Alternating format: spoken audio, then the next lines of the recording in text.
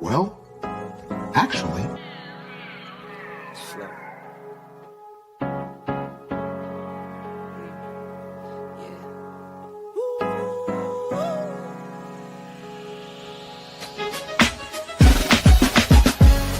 I'm watching the rise, and I wouldn't say I'm shocked cause I'm hardly surprised.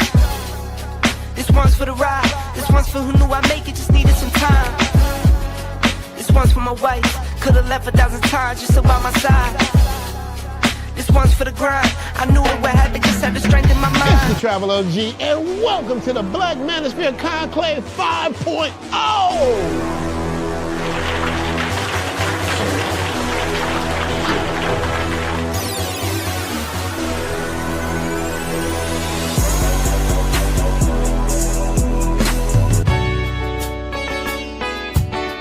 We got started in 2021 in Atlanta, united in the pursuit of excellence in all things. It's been one hell of a ride.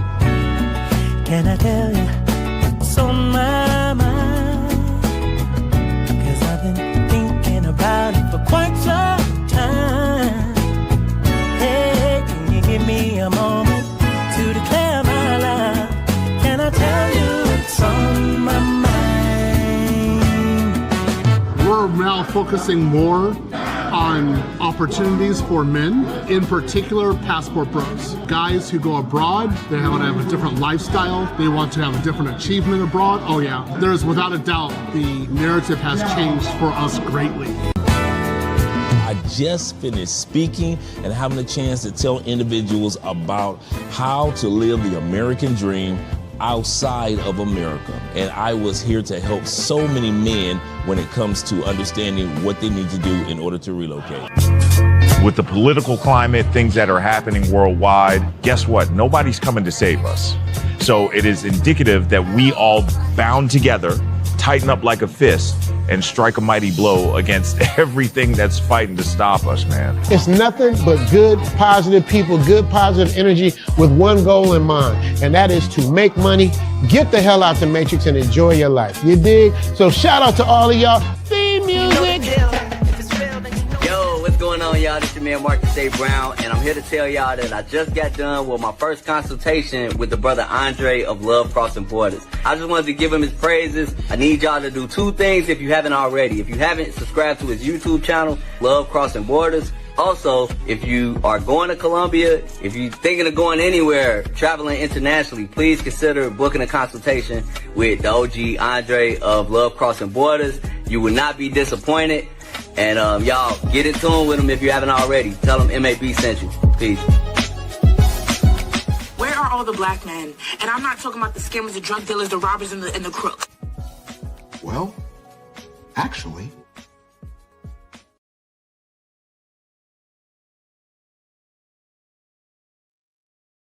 There you on a Friday night with your boy Andre of Andre and Andre's Love Crossing Borders. Look like we're going to have a little bit of issues when it comes to the struggle stream. But hey, that's not going to slow us down because we got a great show topic for tonight. We got an interview tonight.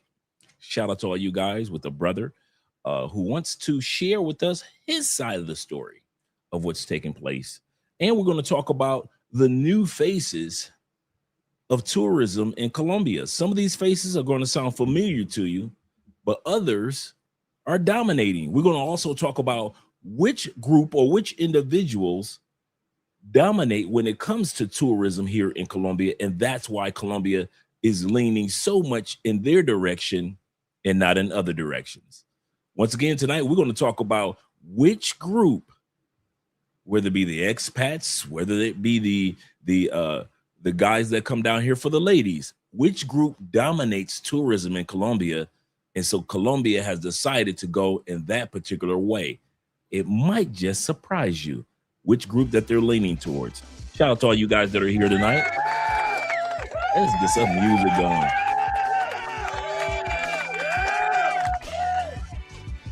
There we go. Let's get some shout out music going for you guys. We're just going to be waiting for our guest to show up. We had a really good show last night, man. Shout out to our girl once again, Mariah Sincere. Make sure you guys subscribe to her YouTube channel, Instagram, her as well as TikTok. Make sure that you subscribe there as well. She has great content over there as well. Let's give her a first shout out to our brother Will. Will with the 20,000 Colombian pesos. All right, sexy boo, love you too. Andrea's about to go hang out with the family. And salute to my brother Will. Salute to you as well, brethren. Salute to you as well. I appreciate you more than you realize, brother. He said, salute Andre, and chat family. Please smash that like button. The like button invites others into the live stream. We're gonna have a full show tonight, gentlemen. Full show tonight. As well as when it comes to smash the like button, support by way of Cash App. Yes, thank you guys for supporting by way of Cash App. We're able to do a lot of things faster instead of waiting for you guys to lose 40% of whatever you donate by way of super chats. But thank you also for super chats. Thank you for supporting the channel. He said, keep it classy during the interview, gentlemen. Yes, please. Thank you very much, Will. Thank you for saying that. I know a lot of us are going to have our comments, our 2 cents, in other words, tonight. Let's be respectful to all individuals that come up on the platform. We've always done that. One thing I can say, we've tried our best to be gentlemen here on this platform. Shout out to all you guys in regards to that. Correct. Use your critical thinking and respect. Be respectful. Absolutely correct. I like how you put that, Will. I like how you put that. Yes, sir. Let's scroll back up to numero uno. We got Kenny Peoples. I just finished texting our guest to make sure that everything's going to be up to par with him. You know, he's in Las Vegas, so he's a few hours behind us. So it may take him a little while to get everything in order, but I just wanted to make sure.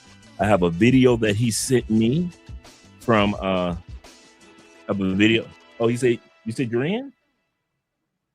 Let me make sure Oh, okay. You said he'll be here in 1 minute. All right, guys. While he'll be here in a moment, gentlemen, let's. I was just saying that he sent me some video clips from when he was actually in the holding unit in Medellin, along with the white T dude, the crazy white dude that was going from school to school here in Medellin, and then he was the one that did the death threats of the black superintendent in New York. He was kind of fleeing from the United States. Fled from the United States, if you will. Came down to Medellin, threatening schools and children down here in Medellin. They caught him, and my brother Capo was in the same holding cell with this crazy dude. So we got video footage. So you know your boy Dre, king of the receipts. Shout out to him. He said, let me get my last bag of popcorn. Get my last bag of popcorn. Yeah, you're gonna need a big bowl tonight, gentlemen. You're gonna need a big bowl of popcorn tonight because it's gonna get crazy. We got 30 people in the building. Shout out to all you guys that are here. Appreciate you being here. Should have saved the last bag of popcorn for Obi-Land. But we got Obi-Land coming up next week as well. He said just ahead on eats the last bag of popcorn, so forth and so forth. Shout out to my brother Kenny. Shout out to David Dice being in the building. Salute to you.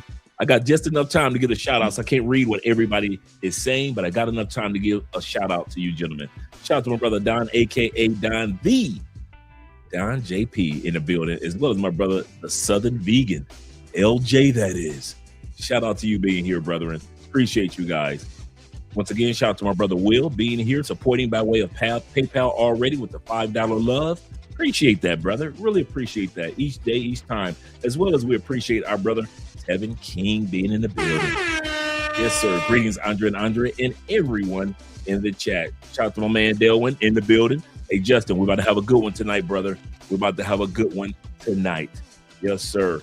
We're going to let a brother clear some things so we'll all know the truth about what took place and some of the things that may have come to mind for him. So, yeah, definitely. And if you guys have any questions, make sure you put it in the comment, put it in the chats so we can get to them. All right. My brother's here already. Shout out to the last person I'm going to give a shout. I'm going to do 3 more shout outs. because my brother has just gotten here, and I just want to get to him. I don't want to hold his day up. It is still daytime where he is in the wonderful city of my Raiders. Shout out to my Raiders, Las Vegas. Yes, sir. Yes, sir. He said, yo, Dre, Mr. and Mrs. Spence, good afternoon. Shout out to you, Jay Kaysen. And IMF is in the building. And the last person I'm going to give a shout out to, and blame it on my head, now my heart, is my brother, Charles. They're in Mexico. Shout out to Charles. But the last shout out I'm giving is to all you guys that are here for this particular live stream. We appreciate you gentlemen being here. And we appreciate you guys being, just like Will said, make sure we keep our comments respectful. We have 2 cents to share. Okay, cool. But make sure that you always be respectful with any guest here. And one thing I could say about this channel, we have always held that to our chest, man, being respectful to each other. In other words, like AMSM, a man supporting men. Shout out to all you guys here.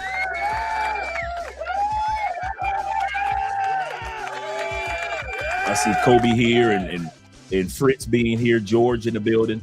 Let's get started with my brother. Let me pull this up real quick. Let's change the music.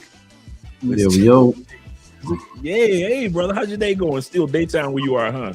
Yeah, it's still daytime. Well, we wrapping up. It's 5:30. Okay, slowing down then. It's slowing down. How's your day going, brother? It's going beautiful, man. It's going beautiful. You know, good to be back home. It's always good to be back home.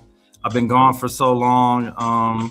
You know, at the end of the day, I'm always happy to have an excuse to come to Las Vegas. You know, being deported isn't that bad when you're going to Las Vegas. You know, it's like, oh no, Las Vegas.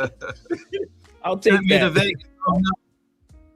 Oh, no. Quite a few of us are going to be in your city for the Black Manosphere Conclave this September, the first weekend of September.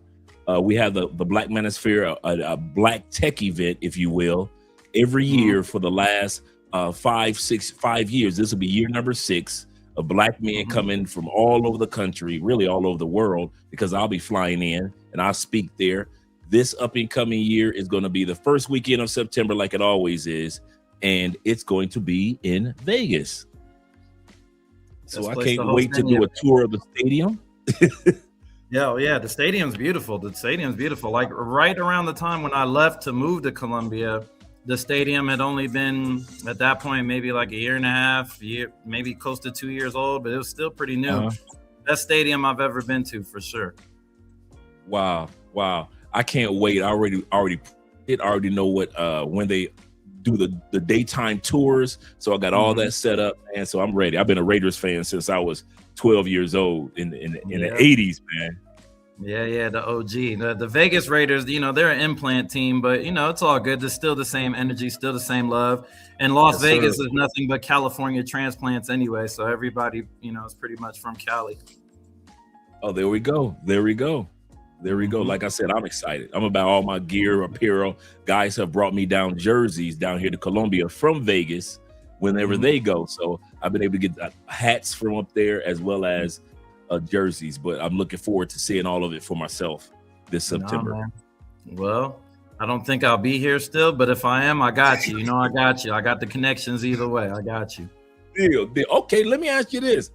I was going to say, you know what? We're going to save this to the end because you and I already discussed the direction that we're going to take it, because you just said that you're not going to be there, but we'll talk about that towards the end. Yeah, no problem. Let's talk right now about what we guys, the foundation that we're going to use, in which me and my brother discussed, is we're going to talk about his travel past, his travel present, in which most of us have heard about, and then we're going to talk about the future of his travels, because one monkey, one country don't stop no show. In other words, based off of what we see in America, one person doesn't stop a show, and so our passports can be stamped in more than one country. So we're going to listen to what he has to say in regards to the future plans of travel that he has. Let's get started, Chill, when it comes to some of the places that you've already gone to. So that is a detailed story, just because my mom was in the military. So I'm a military brat. I'm a military veteran myself. I was in the Air Force. So, you know, I got to see the world Since basically day one. I had a passport since day one.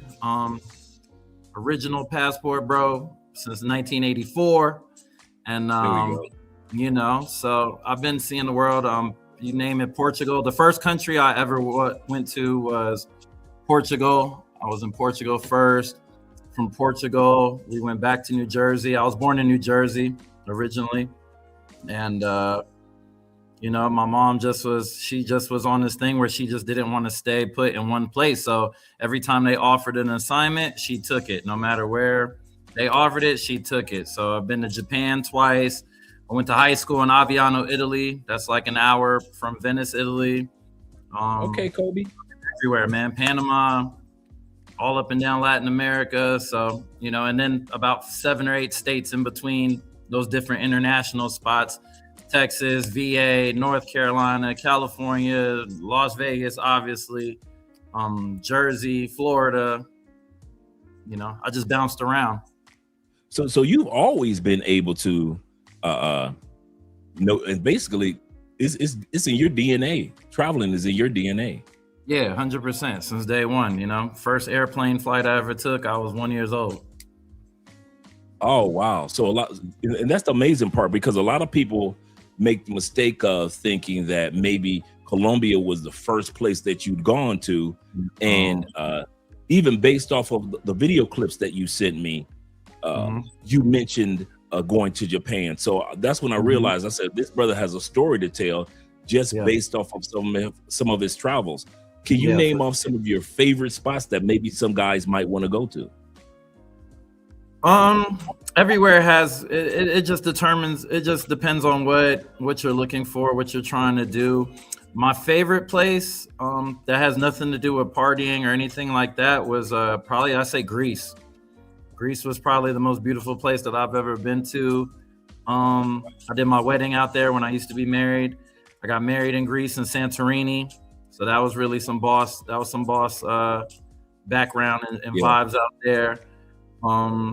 I like the Philippines a lot. I mean, a lot of guys shoot for the Thailand and all that, but while I was on that side of the world, I used to hit the Philippines a lot, and I enjoyed it. I thought it was a beautiful place, great islands.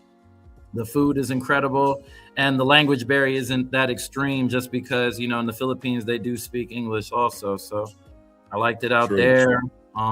Romania is a sleeper place. Slovenia is a sleeper place. Love black men in Slovenia and Romania. Like they rock with us heavy, even though you don't see it on the internet. When you land, you'll understand. There you go. There you go. Let me ask you this, because what I'm trying to do is lay a foundation so guys will understand who you are, because we all basically know you from your informative content on social media. So a lot of guys don't know this side of you, as far as like, wait a minute, this is not my first rodeo, gentlemen. I've been doing this. So that's the foundation I want to lay. So a lot of assumptions don't be made. A second assumption that I didn't want to be laid is that people assume that you're just a party traveler. And that's another reason why I wanted you to not only come on when you reached out to me, and I appreciate that. But also I wanted to lay the foundation of your travels are based off how you just described them, are not just about all the parts where, hey, the ladies are here, the ladies are there. The ladies are everywhere. Oh no, the ladies are everywhere, man. If you are who you are, it doesn't matter what soil you put your feet on, you're gonna make it happen. Yes, sir. Yes, sir. I'm you know, people are like, oh, you created this chill Capo persona. I was like, I've been called Capo since I was 15 years old, when I was living in Italy, running around, you know, with my Italian homeboys, and we used to play basketball. And the name Capo was like, yo, he like the captain of the team, because I was the tallest person. I'm 6'4". So playing in the street, I used to play street ball, and I played for my school. So in my neighborhood, I used to play against, you know, a bunch of 6'7", 6'8", 6'5", you know, teenagers. Europeans are really tall by nature. So, you know, I used to be the youngest guy on the team, but you know, they trusted my aggression and my American style of playing ball. And they was like, yo, Capo, you like the Capo de tutti capo, like in Italian, the boss of bosses, you know what I mean? So I've had that name since I was 15 years old. It wasn't I came to Colombia and created this persona. Somebody had said to me in one of my comments, don't you think Capo is the worst name to choose if you're starting a life in Colombia? And I said, do you change your name every time you change cities or locations? Do you change your name? You know what? I'm glad that you gave clarity to that. I was going to ask about it, but then I was like, you know what, Dre, that's none of my business per se, because I didn't want to stereotype your name either. It's great to see that you gave us some clarity. Secondly, I already knew you were a tall dude from the videos. So I was like, okay, I'm 6'3". This brother got to be up here in this family with us. He got to be like 6'5", because I saw you when you came off the bus and how you were towering over the guys. I was like, oh, this brother got some height. Yeah, so now can and plus you played ball overseas. That's in high school and so forth. For sure. Yeah, in Italy I used to play ball, and then when I was in the military, I played on the Air Force team for our base team. So we used to travel around, go to Hawaii, go to Europe. We used to go to Japan all the time and play in the different tournaments and stuff. So, I played ball up until like age 21. And then I seen professionals blowing out their knees and all sorts of crazy stuff. And I caught like a little hamstring injury. And I was like, I'm done. Because I'm not getting paid for this like that. So I'm cool, man. I just focus on getting to the money after that. Other than English, what language would you say that you're most fluent in? Probably would be Spanish. My mom is from Panama, so I grew up with Spanish household a lot. My mom is Panamanian, and my father's Jamaican. But the crazy thing about all of this, my grandmother is Colombian. My grandmother is from Cartagena. So all of the comments and all the backlash, gringo, get out of our country. I'm like, yo, es en mi sangre también, yo. No soy, you know what I'm saying? No soy gringo. You know what I mean? Right. Got this shit in my blood, man. It's in my blood. They judging and they don't understand. I look just like them. I look just like the Costeños and everybody on the coast. I got the chinky eyes. That's how you know I got the chinky eyes. Everybody in Panama, they got the little chinky eyes because the Panama Canal, obviously the Asians going through the Panama Canal. It makes sense. It all starts to add up. So, Absolutely. Everybody always say you're not really black. Are you black? Like, what are you? Are you half Asian? What are you? And I'm like, I'm Afro. I see that. And since one of my closest friends in the States is Panamanian, his family is first generation to the States, and you got that same complexion that he got too, that same kind of like red undertone in your complexion compared to the average brother in the States. So I know exactly what you're talking about. Yep. Yes, sir. Yes, sir. My brother Will says this about the Eastern Bloc. He said the Eastern Bloc countries love black men. He said he speaks facts. Eastern European and lots of foreign Hungary. Let's not forget Hungary. Yeah, my ex-wife was Romanian, you know what I mean? So I used to go to Romania all the time, Bucharest, Pitești, the Black Sea, I did it all. It was love out there, man. I'm glad my wife was close by because it was love, man. Everywhere I went, they was showing, they didn't know if I was an NBA player or rapper. They just see me walk in with my wife and, her 3 sisters, and they're like, oh, whoever he is, give him the best table, give him whatever he wants. It was always love out there. So I was like, man, if it's a little bit too cold for me, but if things didn't work out, Eastern Europe got some spots I wouldn't mind laying my head. For example, give me 2 countries that you kind of thought about. Romania and another one. Romania is good. Slovenia is incredible. It's very well slept on, a little quiet, small spot, but it's incredible. And just because I lived there before, I wouldn't mind living there again. Italy was great. I loved Italy.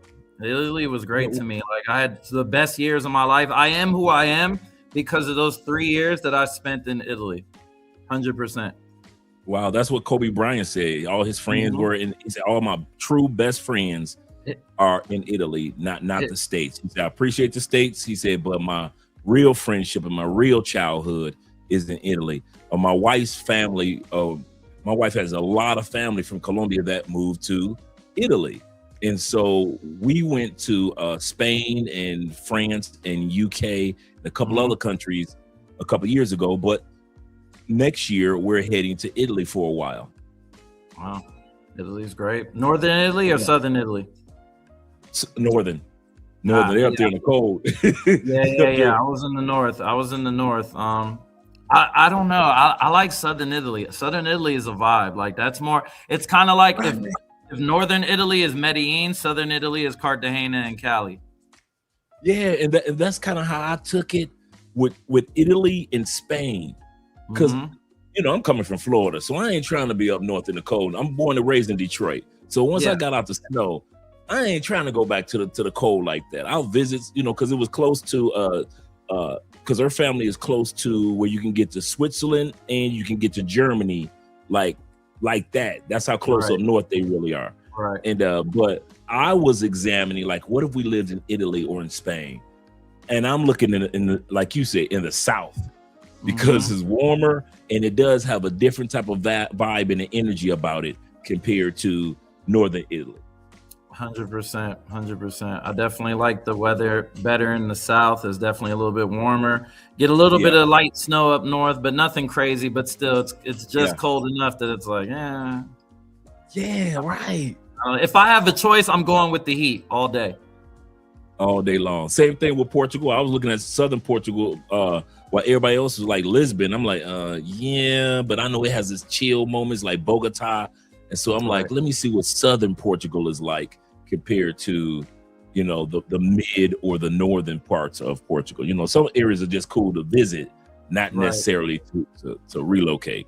What brought you to Colombia? Let me ask you that. Or was Colombia not your first South American country? Maybe it was a different one. No, like I said, I've been to Panama when I was younger, coming to see my family. I never really got to connect with my Colombian family members, but we had spoken through like cousins and stuff like that before, communicated, but never got to actually link with them. What initially brought me to Colombia was I went to Cabo for my birthday, for my 35th birthday. I think it was my 35th birthday. Went to Cabo, group of friends, and we just spent a ridiculous amount of money. And granted, it was a great time, had a good time. We brought some lady friends with us from Vegas and LA, and we all just kicked it in a mansion, and it was all good. It was good, classic, birthday vibes in Mexico, nothing wrong with it. But we were just like, man, for the money that we spent, I don't know. I don't know if Mexico's it. Like the next birthday got to be somewhere else. So my other friend, it was his birthday the following month, this February. We're in February. I was born in January. So he was like, hey, bro, like, let's just go to Colombia. And I was like, okay, why not? I never really heard nothing much about it. I knew I had some family ties out there, but it wasn't really on my radar of like to do right after Mexico. But he just insisted, and he came with me to Mexico. So I'm like, shit, I'll return the favor. Let's do Colombia. And he was like, Cartagena and Medellin. I'm like, man, I feel like everybody only talks about Cartagena. I never see nobody talk about Medellin. So let's go to Medellin and let's see what the hype about. We like Narcos and all that stuff. Let's go see if it's really like that. Let's go see if it's like that, because Narcos held us down all through COVID. So I was I don't think it's still like that or not. So we went, stayed for a week, had an incredible week, made a lot of good connections out there. I was like, man, there's something to that. So I came back to Vegas after probably like 2 weeks in Vegas. I was like, man, I miss Colombia. My boy called familiar. My boy called me up and he's like, oh, when you think about going back anytime soon? I'm like, man, we could go back tomorrow. It don't matter to me. Like I just, the week wasn't enough. We can go back tomorrow. It ain't nothing. Copa Airlines, baby. I'm a gold status member. Let's run it. I kid you not, man. I told dudes, man, when I got back after crying on the plane, mind you, and I'm going back to Tampa. I'm going back like you, going back to a really nice city. And man, I'm sitting up there. I told guys the other day, I sat back and I was plotting I didn't want to talk to nobody. I didn't want to be bothered with anybody. I spent my time plotting for my next trip back to Colombia. And I've been to a lot of countries, but it was the first country that I sat back and I said, yeah, let me get ready to head back real quick as soon as possible. I've been to a lot of places. I think I use this app called BEN, BEEN, and you can, put in all the places that you've been and traveled to. And according to BEN, I've seen 23% of the world. Wow. So I'm like, damn, that's pretty good. That's pretty cool, but there's more out there. So at that point, Colombia wasn't on the list. So I was like, let's do it again. And this was the first time that I went somewhere internationally, and it didn't occur to me like, oh, I should wait, for 6 months next year. Let's go back there again next year. I said, nah, there is no next year. What we doing now? What are we doing next week, next month? Like I'm ready, because I work remote. So it doesn't matter where I am. Ultimately, like as long as I can open my phone and my computer, that's my office.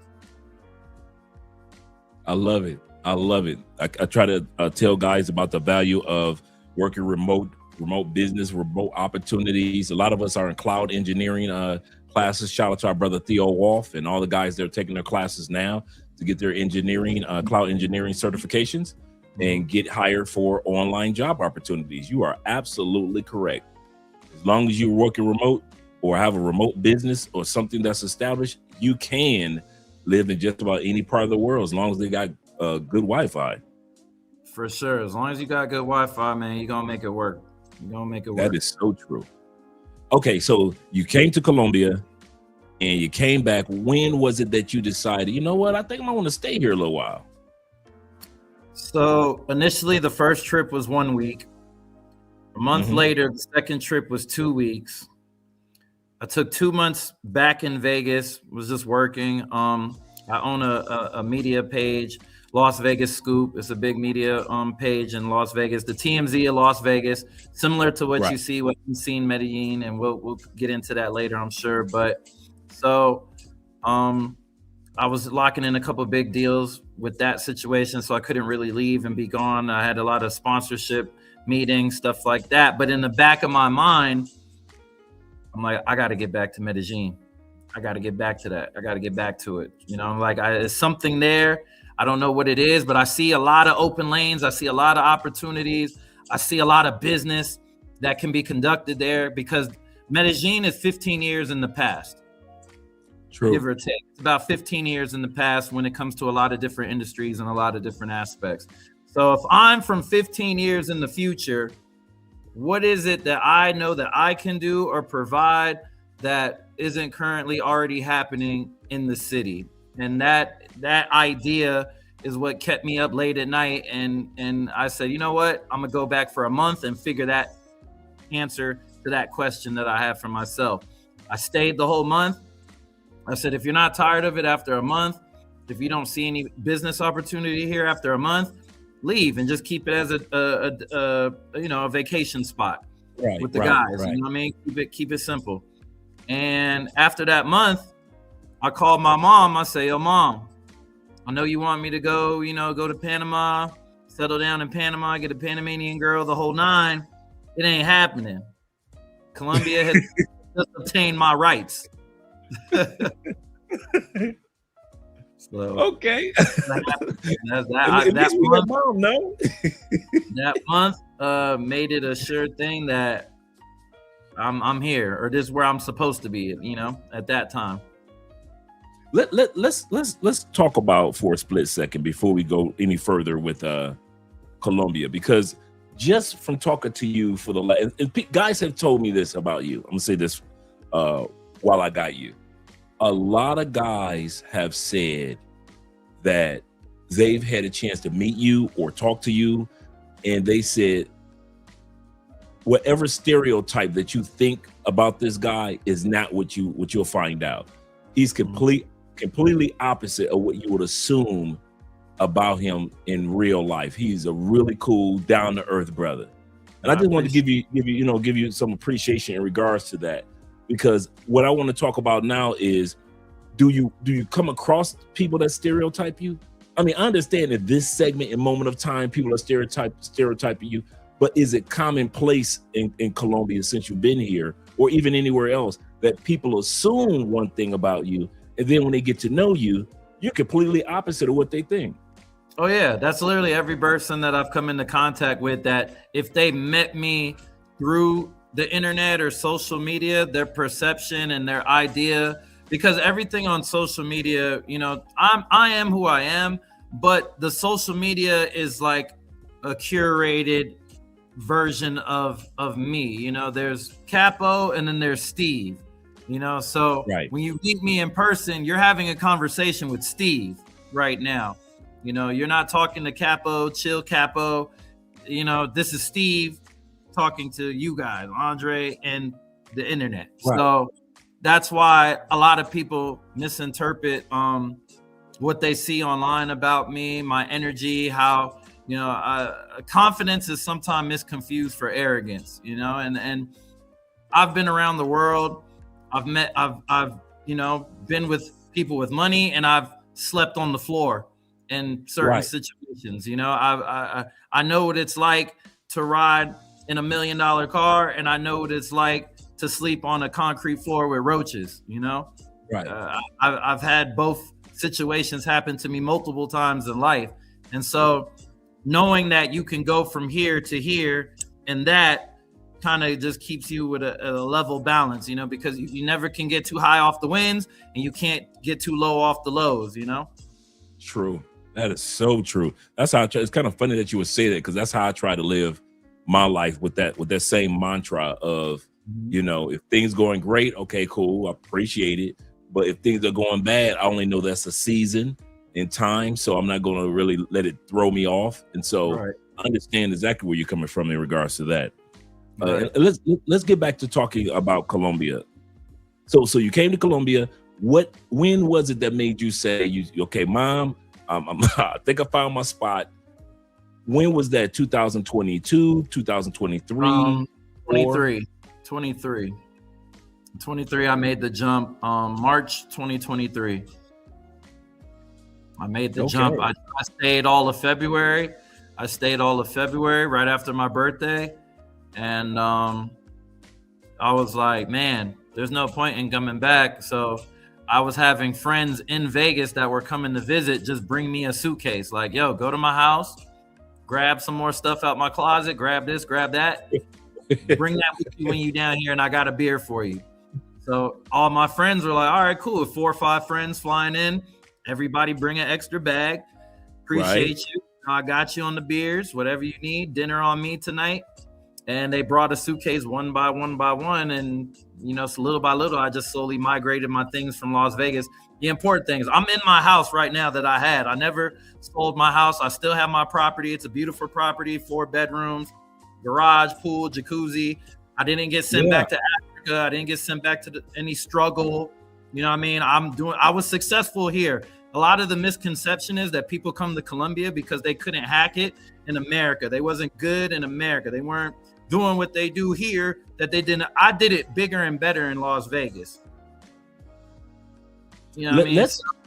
That's all. That narrative has always just been a narrative that irritated me, hearing like, oh, you had to come here to get girls. You had to come here to live a better life. You had to come. They don't know, man. You don't know. I agree with you 100%. They don't know. 100%. And I often say, and on this show, when they try to sit back and try to say, well, you were losers back home, so y'all couldn't get ladies, I say no. The problem with American women is we can get sex and sexuality, but then you ask for any other qualities, you can't get it. That's what caused men to start traveling. We could get sex, we could get sexuality, as her putting on skimpy outfits and competing with other chicks. But when it came to true indoor domestic qualities that we were looking for, it's not commonplace in our country. So we can get all the sex we wanted. And so I think the misconception that American women try to sell to foreign women, that we couldn't get them, we couldn't get them at all. And that's far from the truth. I'm running through them state to state. I'm all in San Francisco running through them, Atlanta. I'm everywhere. Be more. Tampa, Miami, all up in the D, all in Cleveland. I'm running through them, especially because I rode motorcycles back in the day. So I'm going to all these bike events across the country as well, Myrtle Beach. And so I'm just like you. I never liked that stereotype that women from the States threw out there to the rest of the world. Those guys are losers, and they don't have this and they don't have that. Well, in order for us to be able to travel the way that we do, we'd have to have certain things in order anyway. But we don't care because we're not dating those ladies anyway, and that's the main reason why they're upset. Let's go back. Go ahead, brother. No, that's definitely part of it. Everybody wants what they can't have, and when they can't have it, they got to discourage and disrespect and throw dirt on it because nobody wanted them. Yeah, and so for all you guys that are here, shout out to all you guys that are here. Shout out to my brother JC on the Cash App with the $50 love. Appreciate you, brother. Appreciate you, and shout out to Will over on PayPal with the $5 love. Appreciate you as once again, Will, and shout out to all you guys over in the Cash App. I mean the Super Chats. Appreciate you guys. I'll be getting to the Super Chats this evening. We got our brother Chill Capo, captain of the basketball team. He was doing it like that in Italy. Yes, sir. We got him here giving his perspective.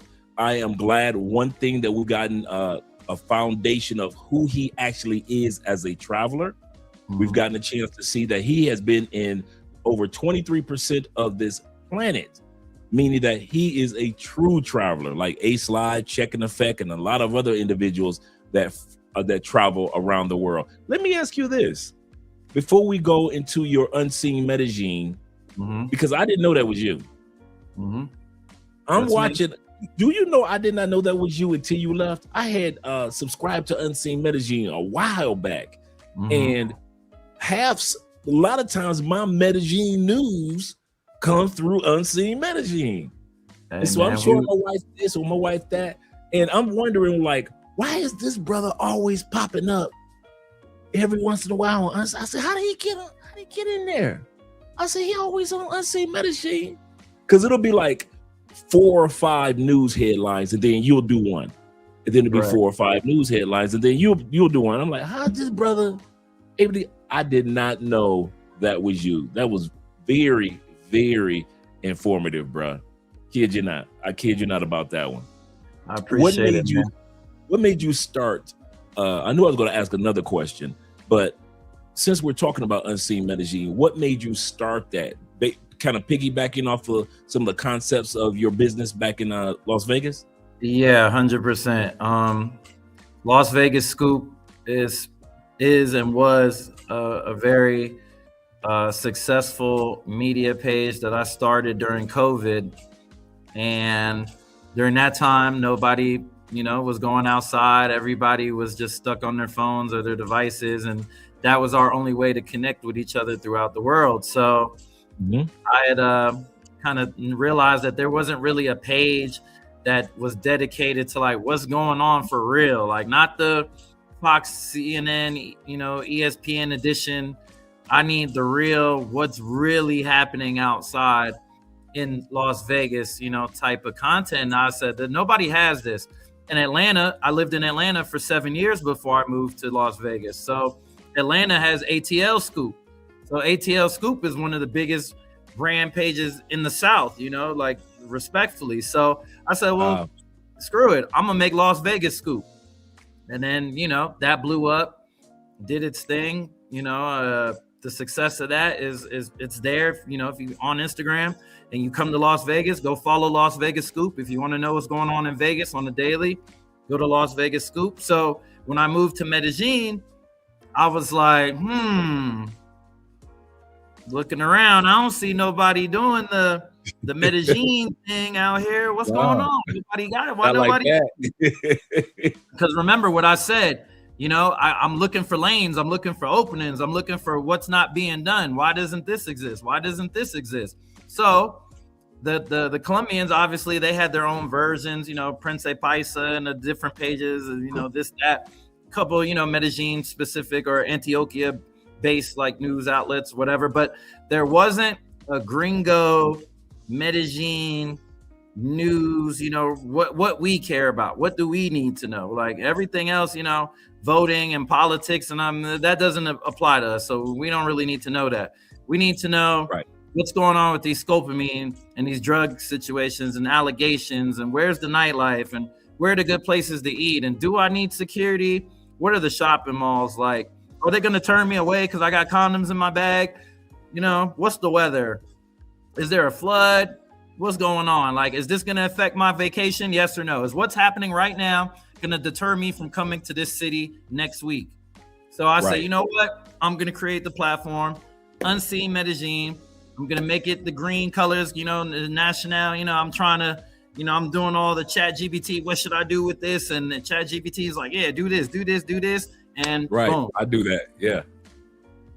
So, wow. I didn't know that. Congratulations on that, man. Because I kid you not, man. When it came to Medellin, you kept me very, very informed. And I could see some guys in the chat that didn't know that was you either. Because like I said, you will pop up every once in a while. But go ahead. Yeah, no. That's me 100%. Nobody else has access to the page. Nobody else controls the content. Everything you read, see, hear, repost, that's 100% Chill Capo. Okay, let me ask you a question that somebody, shout out to my man Rapstar LLC. He's going to piggyback off. It's not a question, but I'm going to put it in a question form. He said that you went too hard. And I'm going to tell you what I mean while I'm putting it in the question form in regards to that. There's another YouTuber that was born and raised here. He did a short commentary on what happened to you, not in a negative sense at all. But he said, even as a Colombian, there's certain things I can say and certain things I can't say because I know how my country is. And like T-Mac said, one of the brothers that lives in Medellin said this to me, the highest nail get hammered down. For sure. Do you think that kind of what could have happened to you? Because like I said, the local Colombian guy said, there's a lot of things that I know about my country. He said, but I can't say it. He said, because I know, basically off of the, like T-Mac said, the highest nail gets hammered down. Do you think that it was one of those situations? For sure. It definitely played a part. I had a lot of visibility, not on no arrogant stuff, but I was one of the consistent voices in Medellin, delivering information, content, Unseen Medellin in the last 2.5 years. I don't think there's a day that I didn't post. Probably the first day I didn't post is when I got locked up. Right. That was probably the first time the page just went quiet, 100%, no nothing, no activity. And it definitely played a factor into it, especially because I'm showing the reality, and it's like, at the end of the day, I don't see the damage of telling people the truth about what's happening in their market. It's not necessarily a deterrent. It was more, I'm not saying, hey, you shouldn't come to Medellin because this is happening. I'm saying, no, come to Medellin, but also understand that this thing, and this thing are going to give you problems. And it's going to make your trip a horrible experience. And I don't want you to have a horrible experience. I want you to have a good experience. I want you to come back. I want you to come book me for hosting you, take care of you. I want you to spend money in the local economy. I want you to come be a good representation of, wherever you're from, not necessarily Black people or Americans, because I've had Asian clients, European clients, Australian clients, African clients. I've had people from all over the world, celebrity to college student. Right. And at the end of the day, I felt like I was one of the people primarily responsible for making people feel comfortable about visiting Medellin and know that they're not going to get died, or they're not going to get kidnapped or die or shot or robbed, or it's not what you see on Netflix. That's not the reality. Medellin is one of the safest places on paper compared to what most major cities in America, the murder rate and the senseless crime. If you get shot in Colombia, you probably deserved it. Repeat yourself, brother. Say that one again for the back of the church, please.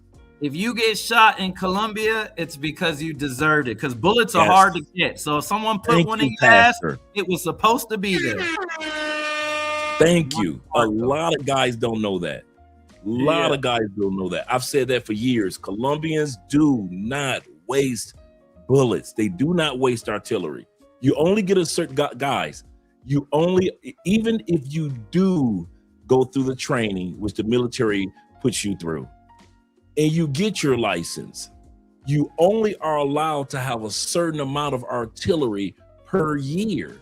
And they check up on that. You can't have any more. That they tell you how many shells you have to have. Those are the only amount of shells that you can get.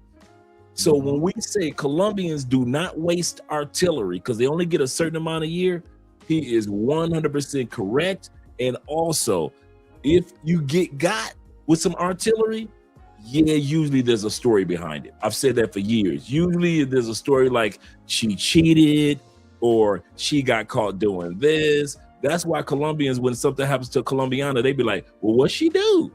Why? Because Colombians do not waste artillery. That is 100% correct. No, you definitely earned that bullet. There's nowhere to go buy more. You know, it's not like America where you could just go do your thing, and it doesn't work like that at all. But you know, not at all. Not at all. Not at all. And that's what makes it, and like you said, that makes it a little safer compared to, you know, where I'm from, Detroit. You know, they gonna take what you got, and they still gonna be, you know, put one of them hot balls in you. So you ain't try to deal with that mess anymore. I've yet to hear of a drive-by shooting in Colombia ever. Or kids at some kids' school. You ain't heard that? At a picnic, at a church, at an exodo, none of that. And so when we sit back and we stereotype a country and not realizing how much safer that country is compared to our home country of the United States or Canada or, you know, wherever it may be, you start to realize, I do have a little bit more freedom. I may have petty crimes like in Europe, petty crimes, but it's not as bad as just straightforward deletions as we got to deal with back in the States. Right. 100%. Yeah, absolutely correct. Okay. Let's continue on. So we're in Cartagena. Speaking of, what other cities had you gone to? In Colombia? Yeah, just to visit. Cartagena, obviously. Barranquilla, Bogota. Where else have I been? Those are the main ones for right now. Cali was definitely on the list. Okay. It was supposed to happen. I'll just say it like that. It was supposed to happen very soon. I had already started looking into it. I reached out to a good friend of mine that does hosting out there too. He's like, yo, I got you on. And it was definitely this summer was going to happen. Yeah, man. You'd have loved Cali. You would have loved Cali. I hear a lot of good things about it. And, you know, most importantly, I'm not scared. I'm not scared. People are like, oh, you shouldn't go to Cali. You know, you know, people always try to project their fears on you and make you not want to go somewhere. And I'm like, bro, the same people told me not to move to Medellin. I could slap them right now. Like, what do you mean? Like, so I don't listen or take advice from anybody who walks in fear. I'm a God-fearing man. Whatever's going to happen to me is going to happen to me. Amen. God has gotten me this far in life, and he going to take me to Cali and let me have some fun too, God willing. But it didn't happen. Amen. The funny part is, it's like, because, you know, Colombia is broken into 5 regions. It's almost like each region is jealous of the other region. You know, it's almost like a healthy jealousy. But, you know, the people in Cartagena, like, why you going to Medellin? The people in Medellin are looking at you like, why do you go? Like, I tell guys all the time, when they come to Cali, expect an argument from your girlfriend, because women in other regions do not want their men. I don't know what it is. They do not want their men to come to Cali without them. I've had brothers come down and about to get into fights and arguments with their girls. I've had one brother say, he said, my girl told me when I'm coming from Bogota, he was coming to the Afro-Colombian Festival last year. And he said, my girl told me, well, I'm never going to see you again, am I? He was like, what? he said, "What do you mean? I'm never gonna see you. You're never gonna see me again." And she looked at him sincerely and said, "You're going to Cali. I'm never going to hear from you again." And I said, "Okay." When we at the festival last year, I said, "Okay, champ, how many times did you text her?" That's what she was talking about. I said, "You got here to Cali with this 40% Afro-Colombian community." I said, "You'd have forgot all about the girl in Bogota." And a lot of Colombian women know that. The other thing about Cali that you would have loved is Cali is what I call the last purely Colombian major city, because Bogota is politics and investments, and so that's just what it is. It's just gigantic city. Right. Medellin is the tourist capital, and Cartagena, so they're more touristy. Cali, the third largest city, is still old school Colombia with a modern twist to it. We don't have a red light district. So you would have to go to certain locations, to enjoy yourself. But we've got more restaurants, more bars, and more clubs than Medellin. But you wouldn't know it because it's one of those cities where, like you said, once you got somebody to show you everywhere to go, you will have a great time in Cali. But if you ain't got nobody to show you, Cali is just so quiet and laid back. But it's always like right now, downtown Cali, at this time period right now, it's about 4,000 people because Cali has a block party every Friday, every Saturday for years. And I mean, it's 4,000 people downtown, even as we speak. And so a lot of guys don't know how much is going on. And I think I kind of like that about Cali. That was the part that drew me, because I was like you, initially Medellin. I'm singing the song, "My Country, Medellin, Sweet Land." I'm singing it. I'm singing the gospel. I'm spreading the word like Paul in the Bible, right? But when it got too touristy, and I'm being from Tampa and Orlando area, I'm like, man, I just went through this in Florida. Got out of that, right? Right. I was like, I can't do too many tourists again in life. So I started looking around, and I knew it wasn't Cartagena because it's just too hot for me. And I started doing my homework, and then realized that, you know what, Cali was my speed. I love the ladies, the 40% Afro-Colombian community, the recipes here from around all of South America, the strong soul, Afro-Colombian soul food recipes that you get in Cali that you don't get in other areas, kind of really solidified that the country was here. And plus, it's right under Panama, so it's only like a half an hour, 40-minute flight from Panama. That was the other blessing. So I'm shooting from Miami or Tampa to Panama, from Panama straight down to Cali. So that's another thing that made it so easy. Our airports weren't as full as far as 2 hour or 3 hour wait. And so I didn't have to go through that. And it just made everything just a lot more easier, a lot more smoother. And it wasn't what I call tourist tarnished. Didn't have too many tourists, and still compared, even though it's the sports capital of the country, it's still not tourist tarnished compared to the amount that goes to Bogota, to Medellin, and to Cartagena.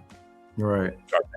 And so that's what made it. Plus, as you well know, what's so cool about Colombia is every major city is about an hour flight away from each other anyway. Right. So if it's a short little hop. Right. That probably was the best part that really kind of solidified, okay, I can live in another city and still visit all the other ones whenever I wanted to. Kind of like my brother Kobe and T-Mac and all these other brothers in the comment section often do. They enjoy all the other cities. I'm going to get to the super chats in a moment, brothers. But before we do, okay, we're in Medellin right now. You're doing your thing, and a lot of guys. Let's go to this particular topic.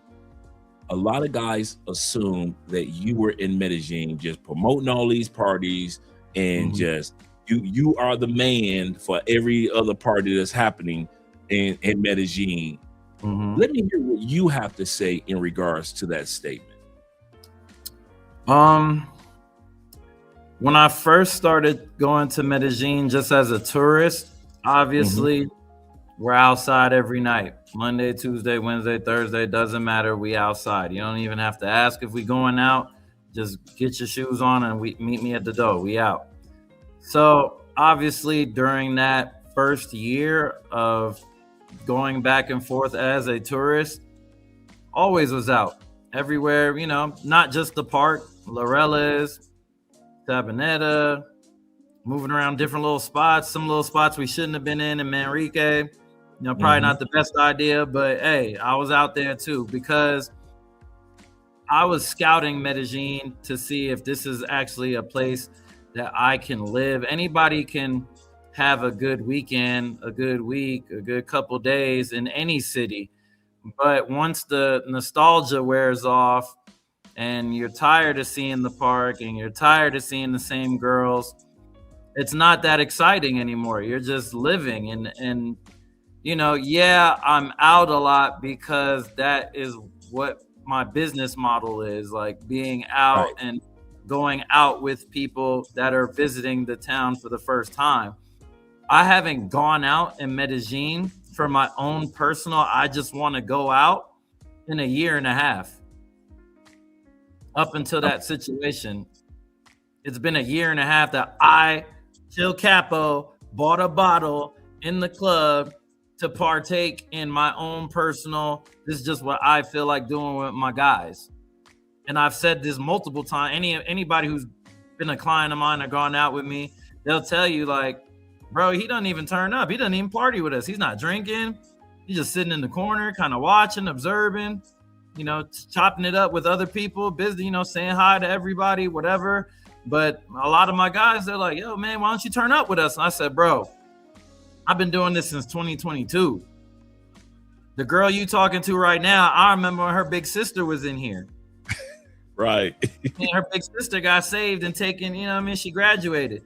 Little sis is still here. But I remember when her big sister was here. And in some cases, I remember when her mama was in here. Dang.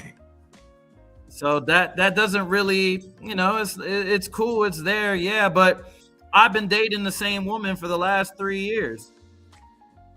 I've had the same woman for the last 3 years. A lot of guys don't know that you solidified. Yeah, like I got my shorty, she comes, stay with me, cook, clean, whatever. It's all love, doesn't give me no stress, no headaches, not as much, you know, all women give stress and headaches, but you know, she was to the minimum, you know what I mean? We had a good thing, you know, and so I was cool. I was content with my woman. Like I don't have to be out in the streets, you know, because ultimately them girls in the streets don't give a shit about you, fam. Like you just another lick. You just a lick. No matter what she tells you, she does not give two shits about you.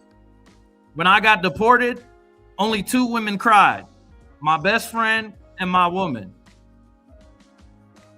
That was it. Yeah. I agree with you. I kid you not. I often talk about the value of no matter what country you go to, have at least 1 or 2 quality people or quality women in your phone in the just in case moments. Because at the end of the day, you can have 50 women in your phone. And if you ain't got 1 that's quality or 2 that's quality, just in case of emergencies, you stuck because you're right. Most of them do not care about you. Before we continue on, I want to give a shout out to my brother T-Mac with the $10 love over on the Cash App. Appreciate you, brother. I really do. Shout out to you, Medellin men out there, as well as my brother Rap Star showing love with the $10 love. Appreciate you, brother, for being here as well. Appreciate you. He said tuition for the interview with our brother Chill Capo. Appreciate you, brother. Let's go to the super chats real quick, and then we're gonna come back to your interview. And my man Johnny says this. Shout out to Johnny being in the building. He said, props are due. I appreciate that, man. And props to my brother Chill, man. He is giving us insight about him that's not being told. The side of his story is not being told. And just from talking to him, his personality, hearing things about him being in solidified relationships, he's just like me. If you guys aren't in town, I ain't going out. I might go out to a cigar bar and have a beer or two. Some of you guys might show up in the bar and you'll see me and say, hey, Dre. But for the most part, I'll be there for maybe about an hour and a half, maybe 2. Might buy me a piece of fish to eat, pescado, and I'm gone. When you guys come to town, like some of you guys are coming to town in the next few days, I hang out when you guys come to town. But if you guys aren't in town, and I got Colombian friends, but as far as like just hanging out, just Dre on Dre time, I ain't like that. You know, like I'm like my man Chill Cat. A lot of guys know that I'm a Christian, and we have a church home here, and we go to church every Sunday. My wife goes to Bible study on Wednesday, so we like real old school, not these new school, but the old school Christians. And so I don't hit the streets, like when we first come to a country, you hit in the streets. But now I'm kind of like, this is my life. I've been here over almost 10 years, so. I'm the same way, brother. I just want to let you know that you are not alone as far as like how you maneuver and how you move in real life, other than what people see on videos, and they think that you popping up bottles and just a party guy every single weekend, but they don't know that those are moments in time. Right. I literally have, what do I have? I have 125 total posts on my social media, on my Instagram, 125. I've lived in Medellin for on and off, let's just call it 4 years. It's 52 weekends in a year. There would be a lot more content if that was the reality of my life every day, let's just keep it Thursday, Friday, Saturday. Let's keep it modest. You would see a lot more going on my social media if that was my consistent every day, because when I do go out or when I do have events that are something of business related, or something, my birthday, something big, a big client, a celebrity client that's in town, all right, cool, let's bring the camera out, let's do something, let's make this movie tonight, and just remind people it's been about a month since I posted anything party content.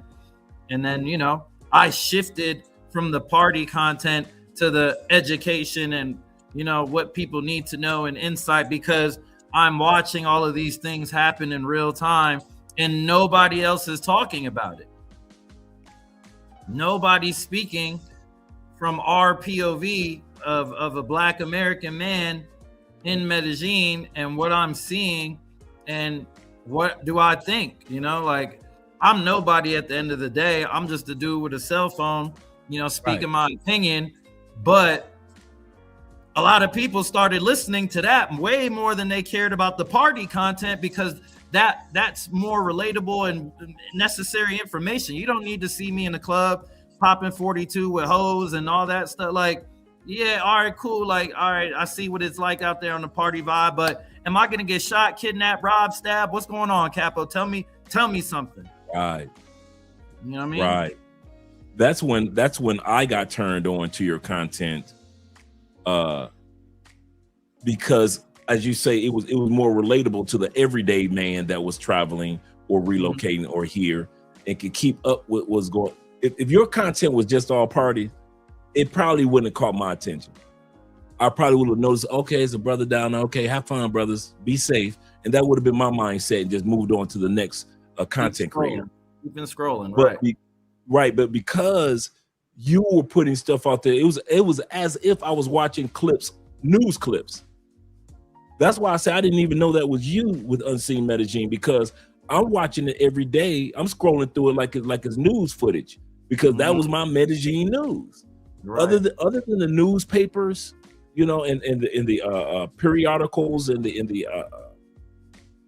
also the newsletters that they put out. Other than reading those, I was mainly going to your content. Like I said, I didn't know that was you, but excellent work, man. Really, really good work. I appreciate it, brother. I try to get my journalism on it, you know what I mean? With it, stay impartial, but accurate. Like that's all. I was just trying to be as accurate as possible, and that's what bothered me with my situation, because it's like I do this too. I come from this too. I know how to do this the right way. I know how to do this the sloppy way. I know how to do it the partial way. I know how to be impartial. And right now, in this time and space, I'm watching an entire country destroy me without taking the time to say, hey, let's just talk to them real quick. Let's ask them some questions. If they're worried about the language barrier, whatever, I mean, I can communicate decent enough in Spanish, but there's ways around that.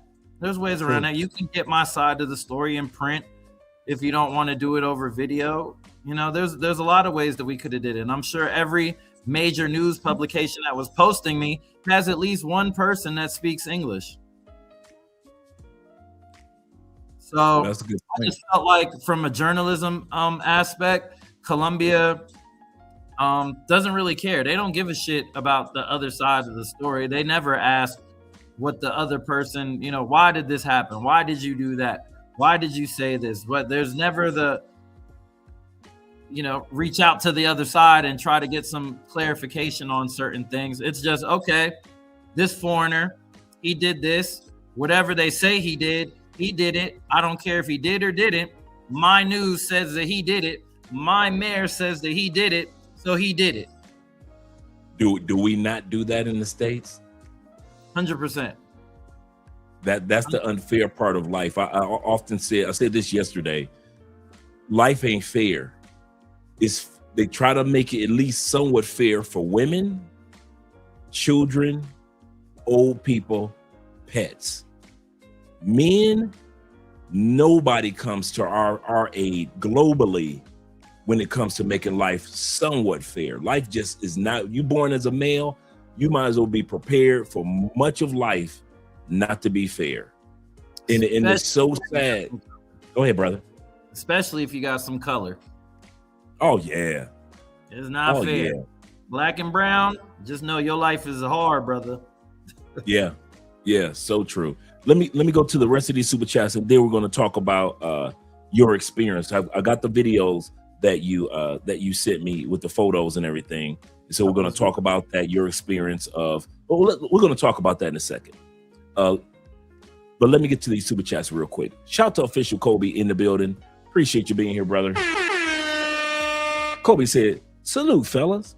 He said, and to Chill Capo, he said, where to next? We're going to get to that later on today. That's a good question that you had. That's why I didn't go to your super chat immediately, Kobe, because I knew that we were going to be hitting on that topic later on today. My brother Will says this. Shout to Will. Will says this. He say, it's the same for when people come messed up or drugged in Colombia, and they did something stupid to earn the consequences. Let me read that again. He says it's the same for when people come missing and drugged in Colombia, and they did something stupid to earn the consequences. And that's for somebody that does something stupid. They pay the stupid tax. Mm-hmm. But when you feel like you haven't done anything stupid and you still have to pay the stupid tax, that's the unfair part of being a man and a man of color. That's the unfair part. And shout out to my brother, Black Nubian in the building, the Canadian brothers. I told this guy where I was from. He said, oh, Canada. And let's get to my brother Fritz in the building. Mr. George says this with the $20 love. He said, great stream so far. He said, I've got to come to Cali or come Cali through. He said, my girl is in Medellin. He said, that's good. Yes. I've heard brothers talk about they have gotten in full-blown arguments. Let's put it like this. I know very few dudes that got a girl in another city and they could come to Cali by themselves. Very few dudes. So you might want to tell her you're going to Medellin. You might want to tell her you're going to Santa Marta. But as soon as you say Cali, they see it as competition. and think you going to see all them sisters down there, and you gonna see all them the beauty of the booties, and you gonna see what I call the Cali curves, and then you gonna leave me. So yeah, he said, yeah, that's gonna be an interesting convo once I decide to visit. Yes, sir. Yes, sir. Let's get back to our brother, our guest that's here. And once again, I appreciate you being here, brother. I really do. It's all love, man. I'm happy to be here. And I appreciate you being there in Vegas with my Raiders, making sure they're well taken care of. Yes, sir. We got the first round draft pick, so we know we're going to get that quarterback from Indiana. I'm excited about that. 100%, man. 100%. We'll Yes, see sir. what happens. We'll see what happens. All right. Okay. So now let's talk about the disturbance that took place in your life. Mm-hmm. Were you at, let's get past the stereotypes of what people assume. Were you at a club? Were you at home when all this occurred? What was going on? Were you just watching Netflix? What happened? Somebody knocked on the door? What happened? I could do one better. I just sent you the video of when they grabbed me in the club. It's on your way to your WhatsApp. I don't know if you can pull up stuff real time. It's on the way to you in a moment. I just got that video yesterday. It's coming. It's loading right now. Okay. I just got this about a minute and 30-second long video, but I'll talk in the meantime until that loads to you. But basically, I was at a nightclub. I was at Gusto's nightclub in Parque Lleras. I was asked to do some image consulting, basically, with that venue because they felt like Black people and minorities did not want to come to their club because of the style of music that they were playing. So they say, yo, one of my guys, Andy, that works over there from Miami, but he lives in Medellin. He said, yo, Capo, I want to set up a meeting with you and the boss man. We need help over here. Can you help us? So I came, had the meeting, all the bosses. Yo, we heard your reputation. You bring a lot of people. You bring a lot of business. We need help over here. You know, our image is basically white and Indian men are the only people that, you know, we cater to because of the style of music that they play. Right. And clubs in the park weren't doing as well. And that used to be their thing. They used to dominate the hip hop space. So Gusto saw the opportunity. And if we're going to do hip hop, we need a brother to come in here and let the word be known that we're doing hip hop and everything is, you know, different now over here. We like you guys. Right. Don't think that we don't like you guys. Look, we got one of your people to help, you know, usher you in. So that's how that situation came into play. I got asked to do that event maybe 10 days before. So boom, I create the title of the event. Everything's good. Promotion. I get 2 DJs booked, one for April 9th, the other for April 16th. I get the DJs booked and we're off and running. Right. The day before, somebody had hit me up and said, be careful. It was just a random blank page on Instagram and say, yo, Capo, you my brother. I just want to tell you, just be careful, you know, da-da-da-da-da.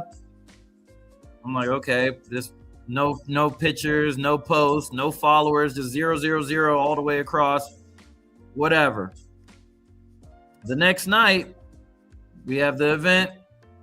I got my DJ from Atlanta with me. Shout out to DJ Black Amigo, incredibly talented DJ. Brought him out to do my first event. He's killing it. The night is great. The club is packed. Brothers everywhere, you know, people everywhere. Sections sold out. Massive success. Club owner went from, I don't know if I could give you a bottle to bringing 2 bottles for free to the DJ booth. He's like, yo, give him 2 bottles. This is great. Right. We loving it. Everything's going good. I'm just sitting. Again, I'm not drinking. I'm with my business partner, my best friend. She's in the booth with me. My girl's on the way. Normal night. I turn around. I see the owner going to the back door. Looks like there's a disturbance.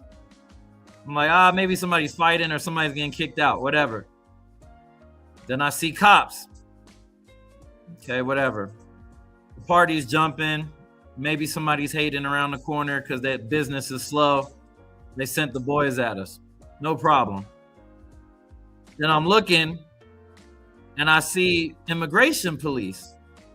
I'm like, immigration police and the police, unusual combo, especially for Gustos. Gustos is ran by them guys.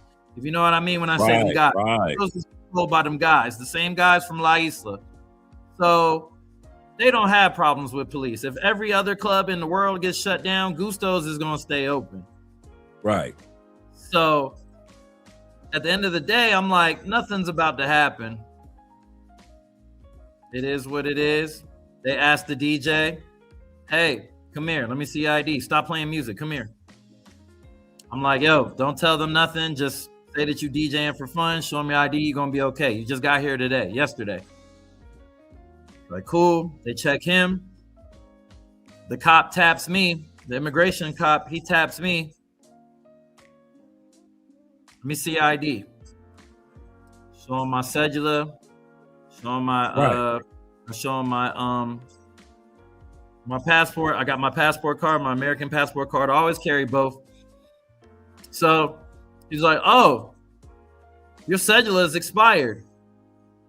I'm like, yeah, I know, but I have a new visa on the way. I submitted the visa. The cedula expired February 28th. February 28th, it expired. On February, I'd say March, about like mid-March, I submitted my new application. They give you a 30-day window from after the time that your visa expires to get your affairs in order or leave the country. True. They give you a 30-day. They give you like a 30-day because you've been there for so long. It's like, we're not just going to make you get the fuck out right now. You know what I mean? We're going to give you some time if you need time, or if you're renewing a visa, we understand the process takes a couple of weeks. So they give you that time. So technically, that was April 9th. I'm probably, if you give me that 30 days, I'm probably an extra 10 to 15 days past that initial 30 days that I had that little buffer period. And that's only because at the time I was moving around. I had other things going on. Now, no excuses. I take 100% accountability. My black ass should have turned in that paperwork the first day that my visa expired, like I had been doing for the previous 3 years. Right. Got comfortable. I'll do it in another week. That week turned to 2 weeks, but I still got it done. Bought the insurance. I paid the $1,000 for my health insurance that's required to get the Nomad visa. That's right. I went through all the steps that you're supposed to do your visa because I'm a veteran at this point of doing it. I know I got my lawyer. I know everything that I need to do. So I'm thinking this can't be that serious. So we go downstairs and I can look in my best friend. She's very well connected in the city, very well connected in the legal space, a businesswoman, Colombian, born in Medellin. She's on it. She's like, hey, if it's just a visa issue, y'all can't just take him because of he overstayed by a couple of weeks. Like that's not what you do. And they told her to shut up, go back in the club. She said, excuse me, I'm not. That's my friend. I know the rights. I know the laws. I know that you guys can't be doing this. So respectfully, I'm going to walk outside with you guys because you're saying all this shit and you're not even telling them what he did wrong and nobody speaks English. So I'm here. So they said, all right, whatever. Come on. We get downstairs. There's some like big conversation going on between, there's probably like 15 cops, 15 immigration police. And it's just me in the middle of this huge circle. So I'm like, okay, so what's the end result? Like, what are we doing? Like, you need me to pay a fine? I got to go to jail. What's going on? They're like, you got to pay a fine and you're going to jail. All right, cool. Let's do it. Yep, that's it right there. Wow. The night's going as it should. I'm sitting behind the two DJs. Those are the two resident DJs. I see you in the corner with the hat on. No, that's somebody else. Well, I see you between the two DJs. In between the DJs, that's me. Right, that's you. I see you. You was walking down the stairs. That's when the cops are coming in. You see the DJs looking. They're like, yo, what's going on? My security guard is the guy with the hat and the tattoo. Uh-huh. So everybody's looking around at each other like, everybody's looking like, okay, this isn't normal. This isn't normal protocol. The DJ's looking.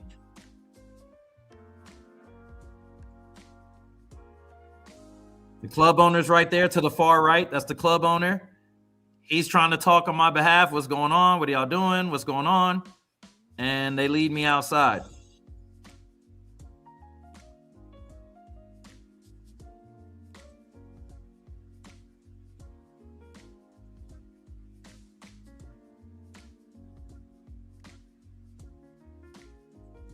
So the DJs were like, what the hell? What the hell? What was that? What was it? Everyone's concerned because they're like, yo, he didn't do nothing wrong. He doesn't, he's been working with us.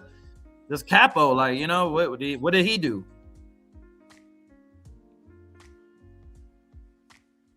And that was it. Wow. Just like that, quick. Wow. So my guard is following me. He's like, what's going on? Where are you taking him? They're telling him it's not his business. He's like, it is my business. That's my boss. I work for him. His security safety is my job. I need to know where you're going so I can notify his lawyer, his team.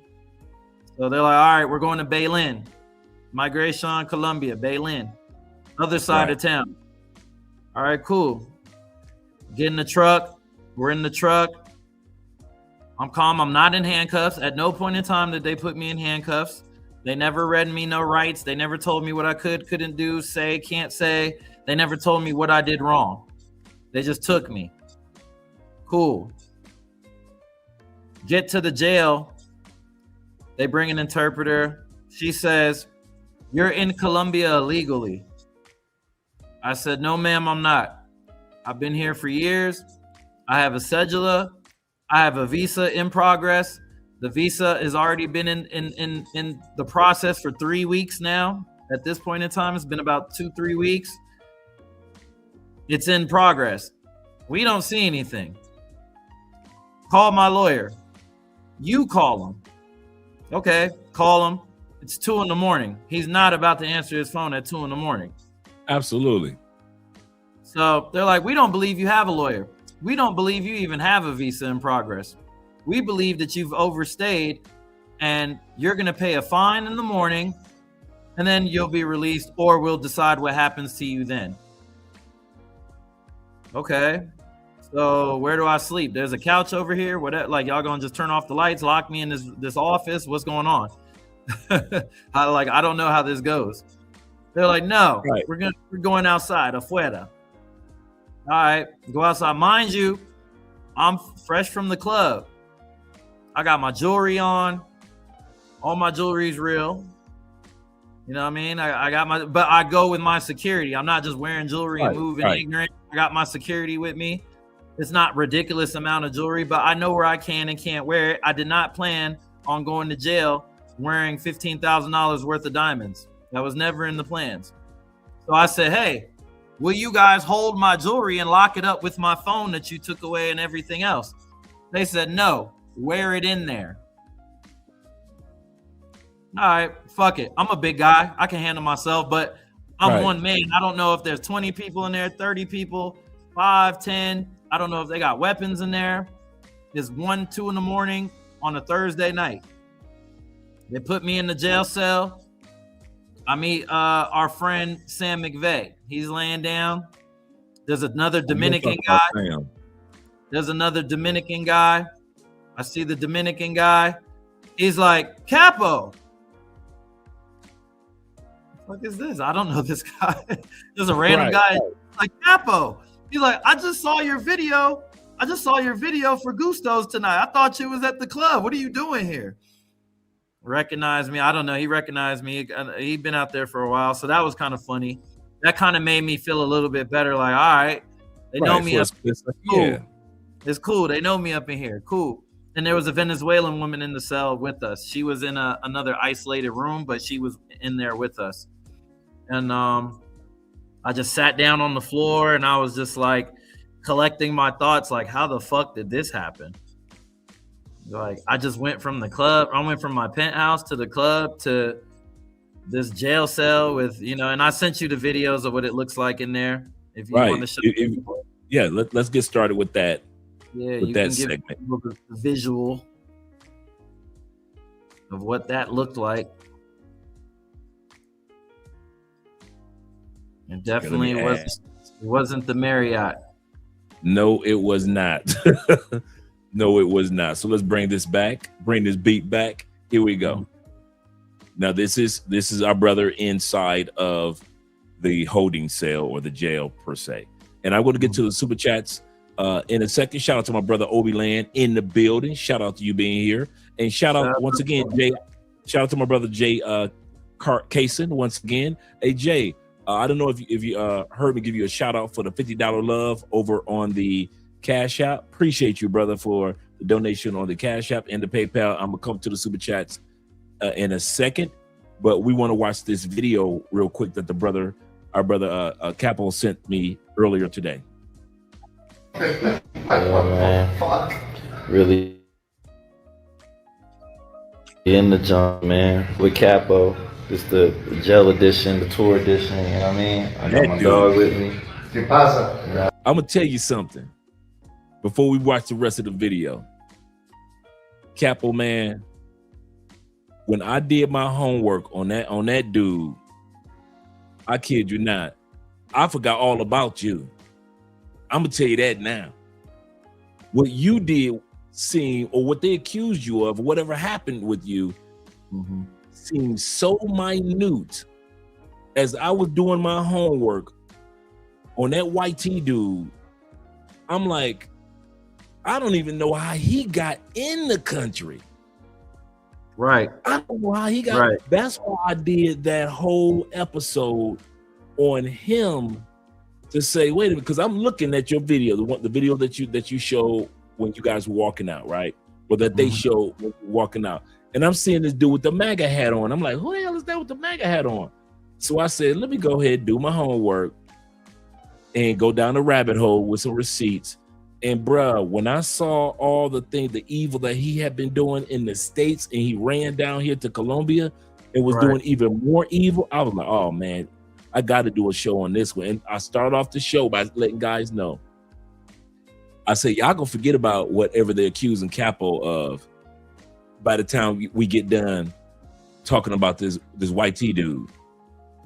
And kid you not, about halfway through the show, we forgot that you was even locked up with this dude, because it was the craziness of what he did in the States and got warrants out. I'm looking like, what are we doing here? And so let's go back to the video. But I just want to let you know, man, we did our homework on that dude, so it wasn't just like it was a one-sided affair, or at least over on sure. Let's continue on. Is it playing? I mean, we political victims in here, man. We victims trying to extort us, but we ain't going for it. We gonna get out of here today, I promise you. We're getting out of here today. So that's where it looks like. That's the white dude right there. Now, from looking at it from the inside outward, that's just in a regular neighborhood.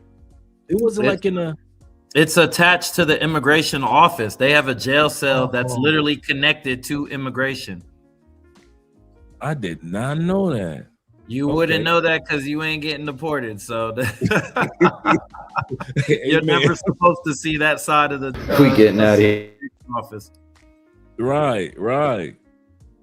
Hey, baby, lawyers on the way. 2-for-1 special. Kids that we should be able to understand. All fucking hot and you either have money or in Miami anyway.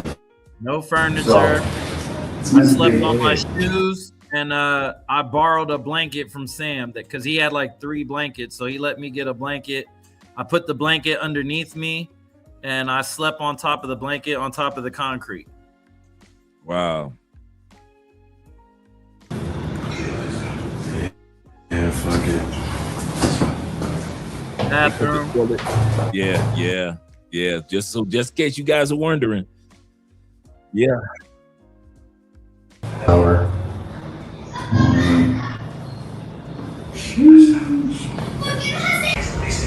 At least they let a nigga have his phone.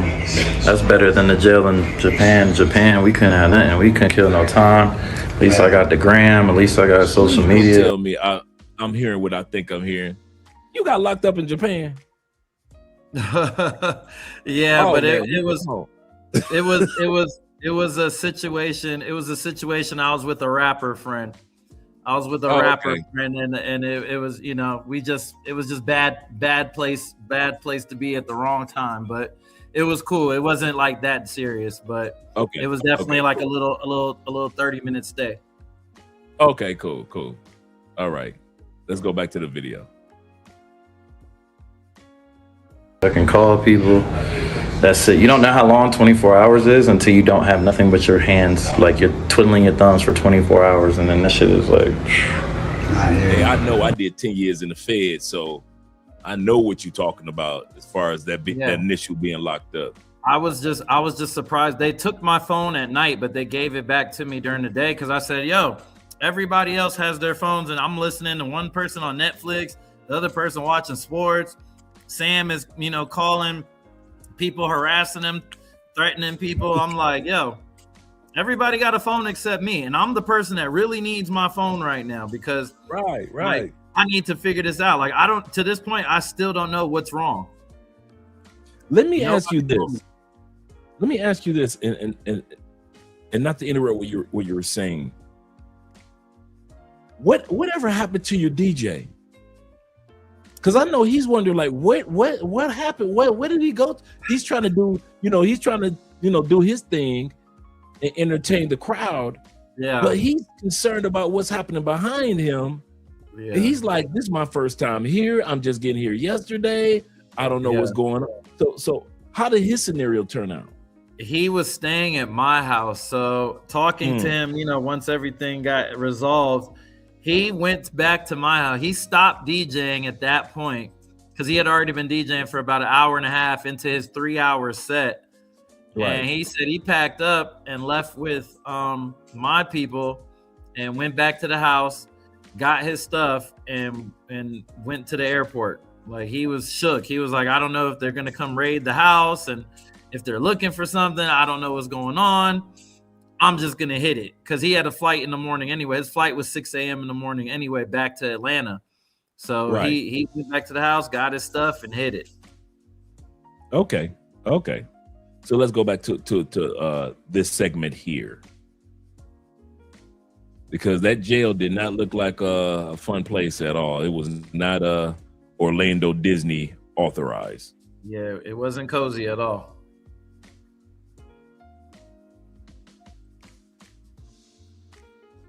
Okay, so I just kind of like took the sound out of this area so you could just kind of like talk and we can kind of hear. So they're gonna Sam.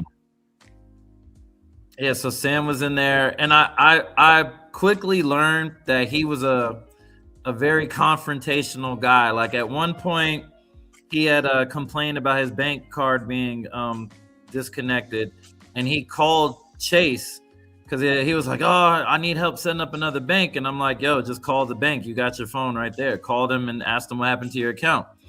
So he calls, and he's getting frustrated with the girl, and he's like, "Where are you? Are you in the fucking Philippines? Are you in Vietnam? Where are you? Like, you know what? Since you're not doing your job, I know the president of Chase. I'm playing golf with him next week. I'm going to ask him, blah, blah, blah, blah, blah, blah, blah." And I'm just listening to him like, this dude's full of shit, man. But whatever, I don't care. Like, that's him. And then he goes to another phone call, and it's some guy from, I don't know, back home or wherever, was writing articles about him, and he had his Google alerts on. So when you set up your Google alerts for yourself, that pretty much means you fucked up majorly, or you did something and you're expecting some major press or backlash for it to turn on a Google notification for yourself. So he got the notification and was like, "Oh, this guy just posted me. He's talking shit. I got to call him." So he calls him and he threatens this guy pretty much the majority of his phone calls were just threatening phone calls or, harassing people. And I was like, man, there's something wrong with this dude. There's something going on. I don't know what he did. He told me that he was in Colombia to scout talent for baseball. He was looking for young talent for baseball because he was helping people get into the minor leagues or whatever. And he had a guy that just got called up and all this stuff. And again, it sounds cool, but I'm not one of those people that just believes everything I hear. Right. Especially if I've been sitting here listening to you, have various random, bipolar conversations. Right. So I'm not really going for it, but whatever. If that's your story, cool. Whatever. It doesn't sound like you did anything too crazy, but just the fact that he had mentioned something about kids. I'm here for kids. I'm here to work with the kids. I'm like, I never flown to any foreign country for no kids. Right. Now, one thing that I can say that gave it, as I did my homework, a slight confirmation for Sam. Sam knew that Colombia had a baseball league. That's true. Mm-hmm. B, he knew where it was in the Cartagena, off the coast of that Cartagena, Barranquilla region. He's absolutely correct in regards to Colombia's baseball league is not nationwide. It is only in that small pocket between Cartagena and Barranquilla. It's like, I think like 7 teams in that league. And I discovered it a couple years back. So when he was mentioning it, when I was doing my research, I was like, okay, he was here for the baseball, but those aren't kids playing. Those are adults that are actually playing in Colombia's baseball league. So that's the kind of the part that threw me off, was like, wait a minute, that's not a little league team. That's a major team for Colombia. And those are all adult men that are playing in that league. And so for some of you guys that don't know that Colombia has that league, yes, it's up north, but it's only in that area. There's not a team that's in Bogota or Medellin or Cali. It's just in that small pocket, and it's like 7 teams, and they've been playing there for years, but it's all adults. Sam also made a statement about, I don't know if you watched the whole video that we made on him. He also made a statement about that he was getting like grants here, to be a teacher and help kids here with their English, because in the United States, he had just got fired from his job as a Spanish teacher. They hired him in September. He gets fired in early December, decides to fly to Colombia right around early April, gets caught up in what he got caught up in on April 8th, has warrants out for him for arrest. He's all over the news in the United States for threatening to delete the Board of Education and the head of the Department of Education, the black dude who had just signed a contract to be he's such a good Board of Education, head of a superintendent, that he had just signed his contract in March to be the superintendent of education. His brother, shout out to him, Corey. I forget his last name, Corey. I forget what it is, but he signed his contract until 2029. That's how, with unanimous votes. So this guy in Rachel, New York, who's the superintendent, told the Board of Education, do not renew Sam's contract. This dude is not stable. This is not what we're going to have. What does Sam do? Go to social media, threaten the guy, threaten the Board of Education. Police get the footage off of YouTube. They come directly to him. He gets out on like a small bond, flies to Colombia and does all the stupid things that he does, but everybody's watching you. That's probably the craziest part about this whole scenario of you being nationwide. But this crazy white T dude, the real culprit that went to at least 3 schools in Medellin, starting arguments and threatening children. Not one headline, just a little bit, but not one headline. Now, once again, this is not my country, so it's not my place to talk overboard in regards to it. But in regards to what this guy has done in the States, the guy Sam, I kid you not, and I showed his video of when he first got back to the United States as well. When he first landed, what did he do? He drops a YouTube video, and like you said, just doing a bunch of threats and rants about Colombia. And he actually did one prior to coming to Colombia. He did a YouTube video ranting about Colombia, and then had the audacity to come to Colombia, and have been coming back and forth to Colombia for over 10 years. This actual guy that we're looking at on screen right now. That's the part that probably disappointed me the most. Yeah, he was giving them hell the whole time he was here. He was not an easy person to deal with. I tried my best to distance myself from him when they allowed me to leave the cell and spend time with my girlfriend and my lawyer. And I was like, look, leave me in here with them as long as you can. I do not want to go back in the cell with that guy. I'm not trying to be around him. I just got a vibe about this guy. I just got a vibe about him. And he's making things really uncomfortable in there. So they're like, all right, whatever, you can stay here. So most of the day they let me stay up until I think it was about 3 o'clock. So from roughly 11 a.m. until 3 p.m. they let me stay out of the cell and stay with my girlfriend. And then they let my friends bring me food and stuff like that. But I wasn't eating. I wasn't hungry. I was just trying to figure out what the situation was. So my lawyer is like, look, I'm trying to work out the best deal. Let me talk to them. Let me give me some time and we'll figure it out. We'll try to just get you home and we'll just pay a big fine. Okay, whatever. Pay the big fine. My lawyer comes back into the room after probably like 30 minutes. He's like, they're not going for it. The mayor personally has reached out and said that he wants you gone. The mayor has personally called and said he wants you gone. Like, the mayor know about me? Unseen Medellin. Come on now. You know, everybody know about you. Hey, I don't know. I don't know. And it's not like people know that it's me, so they're walking around, yo, Unseen Medellin. Yeah, I didn't know that either. So Unseen Medellin, what up? Nobody knows. That's a good point. They might see me on Unseen Medellin, but they don't know that that's me. True. You don't know. Because I didn't know that. So my lawyer comes back in the room. He's like, hey, they're saying 10 years involuntary deportation. So you can get a voluntary or you could get an involuntary. Obviously, involuntary speaks for itself. Voluntary is kind of like a no contest when you go to court. I'm not necessarily saying I'm guilty, but I'm not necessarily saying I'm innocent.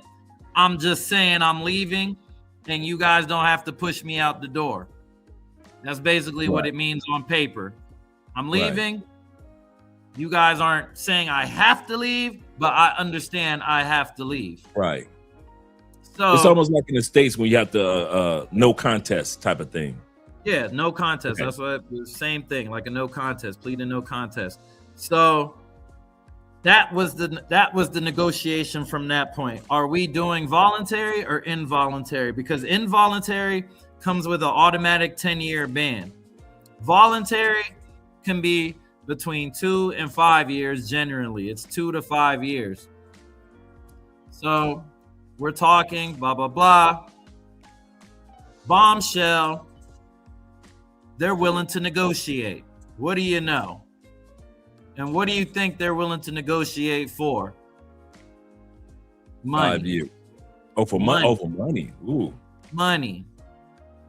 So, and this is something I've never told anybody. I'm saving some of this stuff. I'm giving you some parts of my rebuttal video, and I'm giving you, the inside scoop because, like I said, I appreciate your initial reporting and reaction to everything. And I said, if I'm going to tell anybody some good tea, I'm going to let you know, and I'm going to send you videos, and visually you're going to be the first person to see this type of stuff because nobody, I don't think, has ever showcased this type of footage or content of the deportation process from Colombia. So I know a lot of people who have been in this situation, they're looking at all of this and like, yeah, that's right. So they came back in the room. It was, very quiet. It was hey, so they agreed to 4 million pesos for an involuntary for a voluntary deportation and a 2-year ban.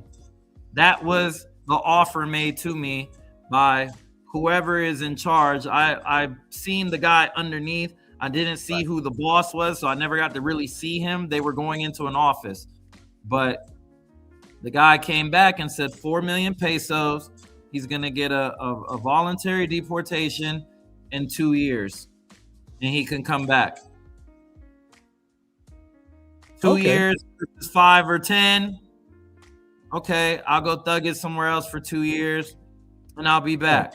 No problem, because I know that this is where I want to be. This is where my life is. I'm comfortable here. It's all good. So I called my girl. I said, babe, I need 4 million. She says, no problem. I got you. She goes back home. She gets the money. She comes back to the jail. She pays it. I told her, pay with a card or something that shows a receipt. Don't give them cash. Don't give them cash. Keep the receipt, because somehow, some way, I know that paisas can't be trusted in situations like this. I know that you can't trust police at word value. So make sure that when you pay that 1,000, you swipe it. So she did. She used her credit card. Boom. Right. Swipe. So it's documented. What was that $1,000 for? Hey, Immigration Colombia, what was that $1,000 y'all took from him? What was that for? Oh, y'all didn't want me to talk about that. That's right. Y'all told me not to talk about that, and that we were going to honor the deal. Another part of that $1,000, you know what it was for? You know what it was for, Drake? No. Not to put me on camera. Not to film me. Don't film me. That's the deal. Again, I'm unseen Medellin. I know how this goes. I know this dog and pony and Drake. You know, you watch Game of Thrones? You ever watch Game of Thrones? You know when they walk Cersei, the walk of shame. I remember that one. I remember that episode. They shaved their head. Shame. Yep. Shame. I knew that was coming. So I said, look, you could film Homeboy. You could film the other 6 people in the jail. Don't put me on no cameras. I'm not doing the show for y'all. I'm not doing the walk of shame. Right. Because I know that that's what y'all want. And I don't know if y'all know who I am, but some people are going to care. They're going to see that and they're going to care. And I didn't know that they knew. I'm totally oblivious still at this point. I don't know to this right now. I just now heard what was the problem. They told me the video you posted with the street and the police over the dude. The mayor saw that personally, didn't like it. He saw the video where I talked about the video where I talked about the parties, and the video that I had with the wheelchair. Those were the 3 things that they said. And then they said there was a group chat. They said there was a group chat on WhatsApp that I was a part of. And in that group chat, they were discussing women and prices of women. I'm in plenty of group chats that I don't even communicate in. Colombia this, Colombia expats, Colombia party boys, Colombia this. I'm in plenty of group chats that people just add me to, homeboys just add me to. Oh yeah, let me put Capo in here too, because he always knows what's going on in the city. He can help out whenever some questions or something come up. I'm in probably 20 different group chats that I don't even respond to. Right. They said there was a group chat where they were speaking about women and the cost of certain women, which is a normal thing when you got a bunch of guys that are on their sex tourism And they're comparing, oh, well, this girl told me this and this girl told me that. Do you know this girl? Do y'all know this girl? I met this girl on Tinder. I met this girl in the park. There's all sorts of comparing notes and do you know this person? And is she okay? Is she cool? Does she really charge this much? Is she nice? Does she look good in person? Is it just Instagram filters? Those type of conversations are normal in any guys travel group chats. I said, there's nothing showing me ever giving a price of a female ever anywhere. There's no, you can't find it. If they could have found it, they would have put it all over the news like they did everything else that they found. They're not going to hold back evidence. If they found it, they're going to put it out there. So it's kind of weird that they never put out a lot of the evidence for the things that they claim I did do. What I did do, I did do. It's on video, it's on whatever, you know what I'm saying? Even though you can manipulate video and stuff like that, if it's on my page, what you see is what you get. Fair enough. I don't throw rocks and hide my hands. Yeah, I said it. Yeah, I did that. Cool. So what? I'm a grown man. What? It wasn't illegal. What I said or did wasn't illegal. I didn't break a law.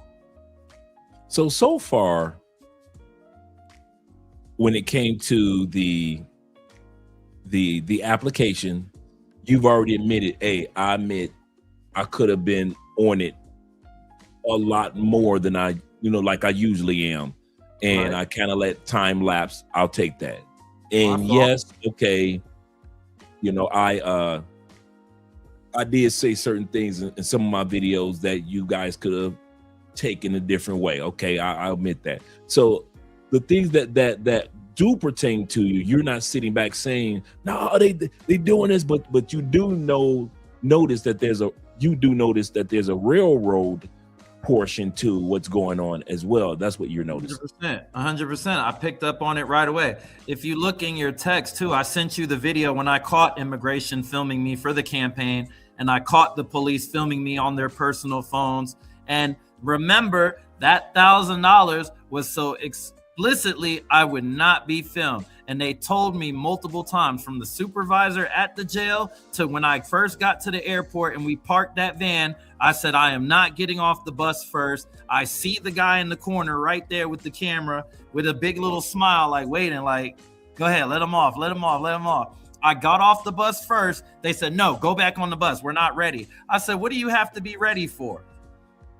They don't show that. So when I come off the bus the second time, that when you see how I look getting off the bus, that's because I'm pissed off because y'all took my money. Y'all took my money. You told me you wasn't going to do this to me. And now all of a sudden, I see the whole production social media team in the background. Wow. Played me. So, okay. I do remember that from those clips that you sent me. Let me hit these super chats real quick. Thank you guys for being patient when it comes to the super chats and the Cash App and the PayPal. Just wanted not to interrupt my brother's thoughts. So thank you guys for being patient tonight when it comes to the super chats. My man, yep, that's Jay in the building. Jay says this. He say, Chill Capo. He said, I sent you a message on IG. He say the cops. In other words, I don't want to say certain things on the channel, but he said that he went through certain things with here himself. So he sent you a message on IG. I hear you. I'll get to you. And shout out to our sponsor for the night.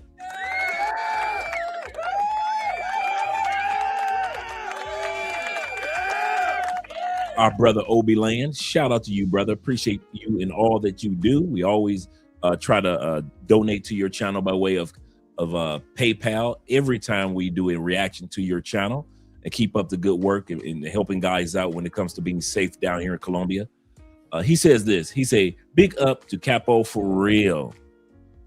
Feel kind of bad because you said that the vid was sent to you. Guy lying in it, and I remember that. I know exactly what vid you talking about, because I was going to do a reaction to it, but I just didn't have time. And was one of the reasons that you got caught up. Pissed for you, for real. We probably next. It's not. Yeah, and hopefully not. Obi Land is one of the reasons why I started doing the change in my content, because I saw the value in what he was doing on YouTube and what he was trying to do to help people and educate people. And he is definitely a direct influence. I met him before too. I met him before in the park right outside of Glow. We were standing next to each other, and he was with the white guy that got drugged, and he caught the girl in Provenza. Yeah, I remember that story. They were together, and I was like, yo, this dude, I was like, this is Obi. What's up, my guy? Like I said, what's up? I don't know if he remembers, but yeah, Obi's definitely one of the people that we got to protect out there. Yes, sir. You know what I mean? Because his content is necessary, because he's holding these people accountable. The problem with Colombia is nobody likes to be held accountable. If a gringo or a foreigner gets hurt or drugged or whatever, it's his fault. There's no remorse at all in Colombia when it's a foreigner that's suffering. Oh, the flight attendant, he's dead. He probably was a sex tourist. No, he wasn't. He was just at work on business and stopping in your country, in your city for the night, met some people that locally live here, and they killed him. So it doesn't fit your narrative that he's an S tourist. So it doesn't benefit you to keep pumping that information. And let's just hope it goes away, because he doesn't fit our narrative of only sex tourists die in Medellin. So why care about them? Let's talk about it. I understand where you're coming from, Derek. Actually, I do understand where you're coming from. There are times where you feel like you're accepted, and there are times where you feel like being here, you misunderstood. So I know exactly what you're talking about. Shout out to my man Zay in the building with the $10 love over on the Cash App. Appreciate you guys this evening. Let's continue on in regards to, we talked about the current, we talked about your past. On a lighter note, let's go towards currently. How you doing, man? I'm good. I'm just taking it day to day. Not really, like I say, you don't let the highs get you too high. You don't let the low get you too low. I licked my wounds for like 2 or 3 days. Like, oh shit, this shit sucks. You know what I mean? Because I thought I was going to be in Colombia for the next 10 plus years.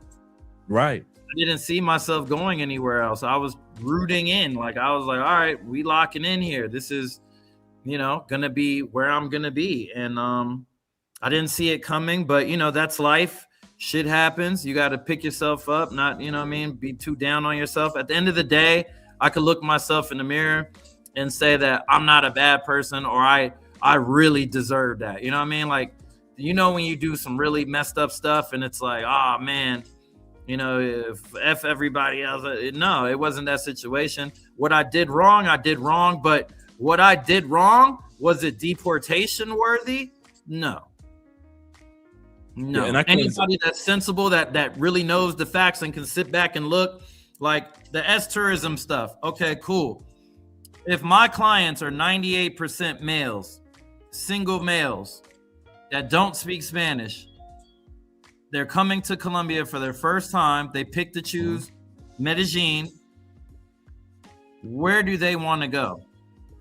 What do they want to do? They want to party. What's the most important factor of the party? The music type? Are there going to be women? Music, number one. Women, number two. Where am I going to take a group of guys that want to hear hip hop, reggaeton, or whatever combination of that has women that they could communicate to without any problems? Yetis Park. Every time. They want to start the vibe at Yetis Park. Who owns the businesses in Yetis Park? Colombians. Who benefits directly from the dollars and the bottles and everything being sold in Yetis Park? Colombians. Who creates, controls, and regulates what happens in the park? Colombians. Who are the police in the park? Colombians. But yet, I am the head, the face of S tourism. Let me ask you this. Do we not do that to immigrants or visitors in the States? Especially to men of color. 100%. They can't wait in the States to make us the face thereof. Whatever it may be, they want to make us the face thereof. The reason why I said that twice to you is I don't think it's one country and their government that has this mentality. I think that if not all governments have this, let's make this person the face thereof mentality, because we're quick to do it in the States, just like here and in any other country. Let's make that person the face thereof. Even when Obi-Land helps with some of the arrests of some of the ladies, they'll put some of the ladies out there. So let's make the one that they arrested a couple weeks ago, about a couple months ago, the one that was her nickname was Big Coochie, something like that, right? And they didn't blur her face out. They didn't have her looking down. They had her looking straight in the camera, and they wanted you to see she had a big juicy, and it was the face thereof. They didn't have her locked up, cuffed to 3 or 4 people. But we do that in the States. The reason why I say that is I'm trying to get, as I speak to you, I'm speaking to me and I'm speaking to the audience as well, that none of us are, until I get my citizenship later this year, none of us can sit back and say, well, it can't be me. That can never happen to me.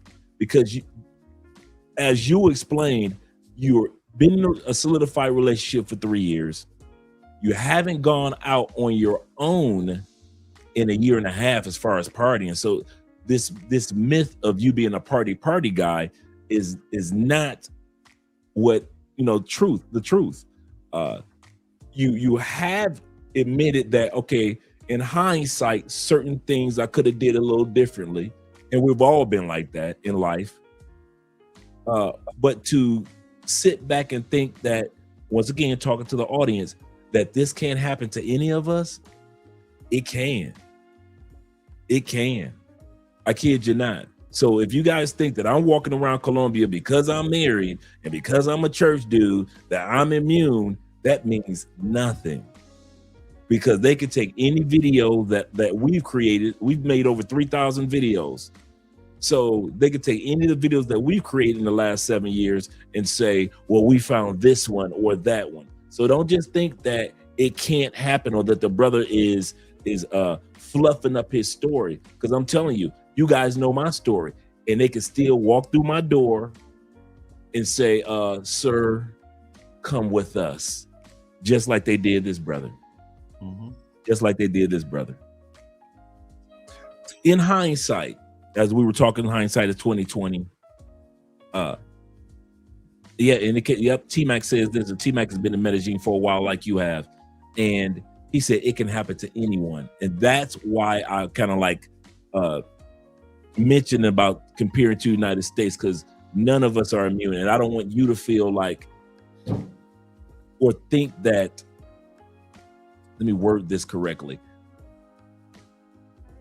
Any of us, when these lights go off and these mics go out, that we think, well, that was him, that can't happen to me. No, I don't walk around this country or any country thinking that it can't happen to me. And I don't want our audience to think that it can't happen to them and that you're an isolated incident and, well, that was him and tomorrow is a different day. No, we all, even if we walk the tightrope in any country, certain things can unfold.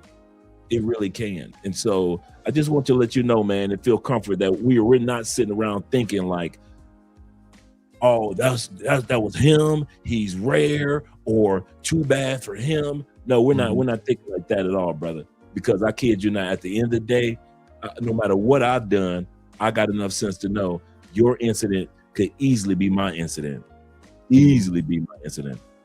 Let me hit this next super chat, and then we're going to talk about a question that I have for you. Shout out to Zeta being in the building. Boy, Zeta says this. He say, Dre, you were right. These dudes talk like girls, even in the internet, talking about the guys that be talking about prices and stuff like that. He say, talk like girls, even on the internet, discussing prices like Colombia can't see the taxes. Glad you okay, Capo. It's just crazy. Yep, it's crazy. And the other thing is, one of the things that I did, Cap, man, I kid you not, and I know that feeling of being like, I was in 33 WhatsApp groups. I think about a good 4 years ago, I just purged myself. I purged myself. So if in my WhatsApp groups, I got one Cali, Colombia WhatsApp group. Don't live in Medellin, so I'm really not in the Medellin-ish. I'm in 3 Cali event WhatsApp groups. I'm in one WhatsApp group that we created, and the rest of my WhatsApp groups are investments here in Colombia. So guys that invest in stocks, guys that invest in properties, guys that are kind of like business minded. Those are the expats that I communicate with. But like you said, people will just all of a sudden you just look at your phone. You have been added to so-and-so's WhatsApp group, and you like, all right, you ain't tripping about it, because when they add you and it's not that many people anyway, and the next thing you know, 6 months later, they're saying something in that group. You're like, I'm not even involved in that. Literally, and that's what my lawyer said. He's like, is he commenting or is he just in the group? And it said he's in the group. It doesn't matter. He's in the group. This group is talking about X, Y, and Z. That's it. So my lawyer's like, that doesn't mean anything. Like, that literally means nothing. But whatever. They were trying to go down the route of he's selling women, and then I see the things about the private events, the private parties. He's got private event. I've never had a private event. The only private event that I ever did was a Super Bowl party at my house for me and my friends. Wow. It wasn't public. It was literally for my guys, their girlfriends, my girlfriend, because all of our girlfriends were friends. And we watched the Super Bowl 2 years ago. That was 2 years ago that I did that little Super Bowl vibe at my house. I don't do house parties because I don't like people in Colombia knowing where I lay my head and being able to say, oh, Capo lives there. Let's just wait for him out here. I don't need people to know my apartment number. I don't need people to know my building. I don't need people to know where my castle is. My castle is where it is, and you'll never know unless I specifically grant you access to it because I trust you. Another reason why I don't like dealing with the prostitutes is because I don't need hoes knowing where I live. I don't need the hoes knowing where I live. Have I brought a hoe to the house before? Okay, yeah, I have. But again, I've been there for 4 years. I've been with my girl for 3. Right. It's been a while. Many moons ago. Right. It's been a while. My girl's with me 6 days out the week. Right. And I need that one day to chill and just, do my own thing. But other than that, she's with me every day, locked in. Brother, you are just like me. In the 10 years that I've been here in Colombia, Andre and I have had 3 guests outside of family. Colombia is always throwing family events. So 2 Christmases, we've had everybody over to our house for family. Right. For Christmas. Right. Most of the time for Christmas and New Year's, we're at everybody else's house. And among the guys that come to Colombia and make it down to Cali, 3 guys. Because we're just like you. Our home is our, like I always tell the guys, you got to have a bat cave. You got to have a fortress of solitude. Bat cave was boring. It had no villains in it. It was the bat cave. It's where he could relax, get his mind together. He could take his mask off. He could talk to Alfred. He could talk to Batgirl. He could talk to Catwoman. He could smash Catwoman if he wanted to. But it was the place that he was relaxed. Superman, no matter how strong he was, no matter how many planets he was going to fight on, he needed his place of solitude. He didn't need a bunch of people running in and out of the Fortress of Solitude. That's why it was called the Fortress of Solitude. And for all of us, we need a bat cave, just a place in these countries that nobody knows where you live, nobody knows your block, nobody knows your address. It just is what it is. And some of you guys, and that's why we have been so against inviting ladies to your house that you're not familiar with.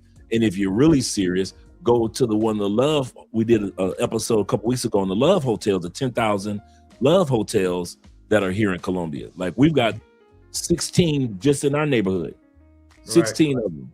Really nice, very nice. They're not shabby on the inside. And we try to, have guys go there instead of just letting total strangers come to your house. And so I agree with you, brothers. So a lot of things that you've spoken on today that I didn't know about you. It's kind of funny that you and I think alike.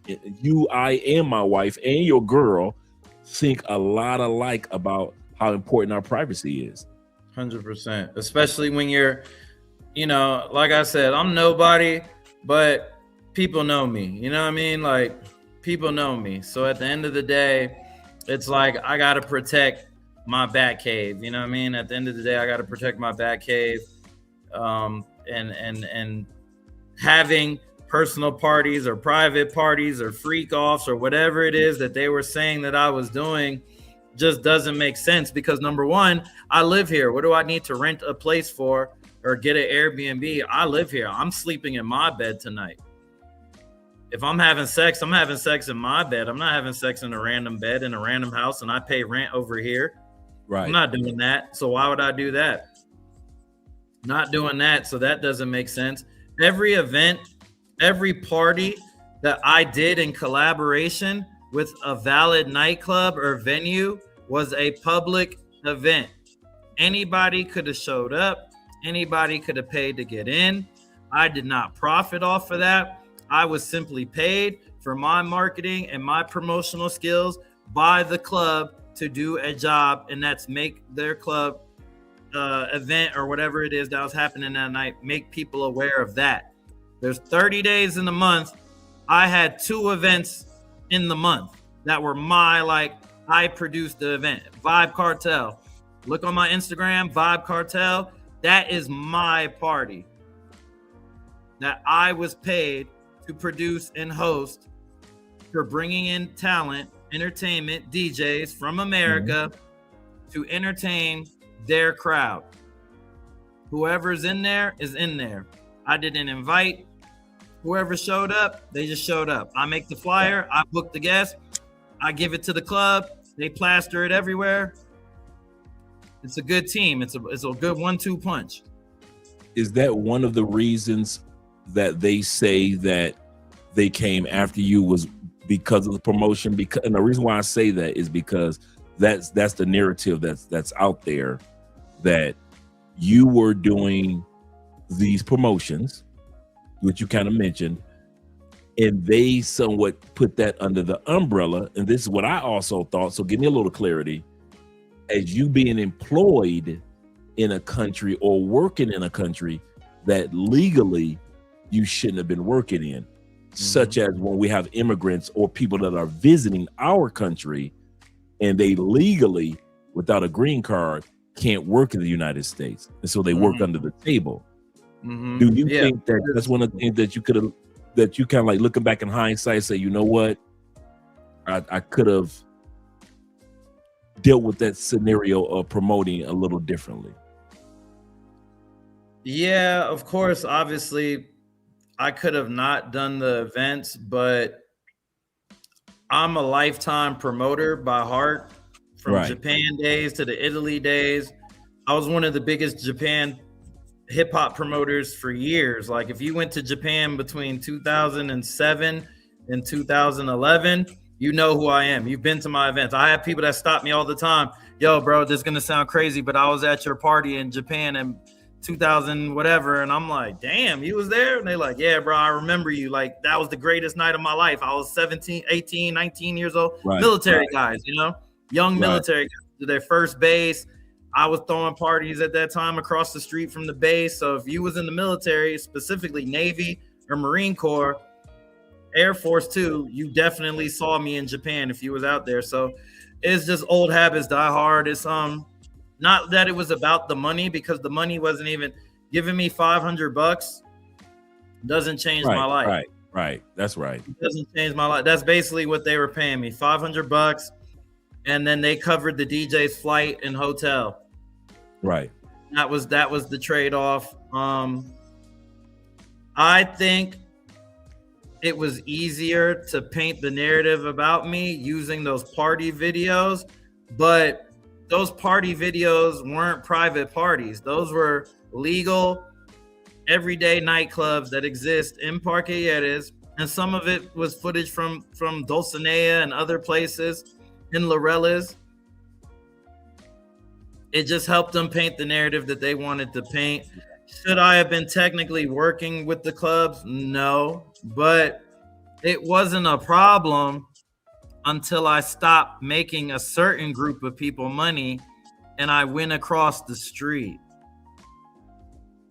Nobody had anything to say for 3.5 years, 3 years and 6 months. Right. Nobody had nothing to say. It was great. Since 2023, things was moving. Everybody making money. Bottles popping, thousands of dollars being made. Thank you, Capo. Thank you, Capo. Capo is the best. He's the savior, the king of the park. If it wasn't for him, all these brothers wouldn't be here. Right. I mean, that's how they treated me. And then one day they say, yo, we don't need you no more. Okay, cool. I'm going to take the action across the street because they said they need me. And they're paying better. So what is the coincidence that a month, let's say 2 months. It was 2 months that I stopped doing business with this group. And then they come back to me and say, hey, let's do business again. Right. I said, no, thank you. I'm good. Now that you're struggling, I'm good. I'm across the street. Immigration could have picked me up at any point in time. They've had my address, the same address, for 3 years. They knew exactly where I was any given time and day. They can come to my house, come pick me up, boom, boom, boom, boom. Hola, Mr. Capo. You know, I need to talk to you. We got a problem. Why do you think they did it the way they did it publicly at that club, at my party, sold out on opening night? That's a good point. That's a good point. Let's talk about it. Yeah. Let's talk. Let me ask you this. Here's another narrative that's out there, and maybe you want to clarify. And you spoke on it earlier. Is it 5 years or is it 2 years? 5 years. They told me. So again, the money was for a 2-year voluntary ban, no cameras, no media, no press. Shook on it. Signed the paper. My girl was a witness. She paid the $1,000. My lawyer was there because obviously they told him, give us $1,000. Tell him to give us $1,000. It's all good. My best friend was there. Third witness. Wow. They gave me 5 years. They filmed me. They made me the poster boy of sexual everything and literally single-handedly labeled me as the biggest tourism advocate / I don't know, P. Diddy of Medellin. Right. I don't know. But by the time, all I know is when I got on that plane, everything was all good. When I got off the plane in Miami, I'm put in handcuffs by Homeland Security and ICE. No. Sam is put in handcuffs by Home Security and ICE. We are the first 2 people to get off the plane. They said, Mr. Capo, Mr. McVeigh, step off of the airplane first. Nobody else stand up. That's the first thing they said when the plane landed in Miami. The plane lands in Miami.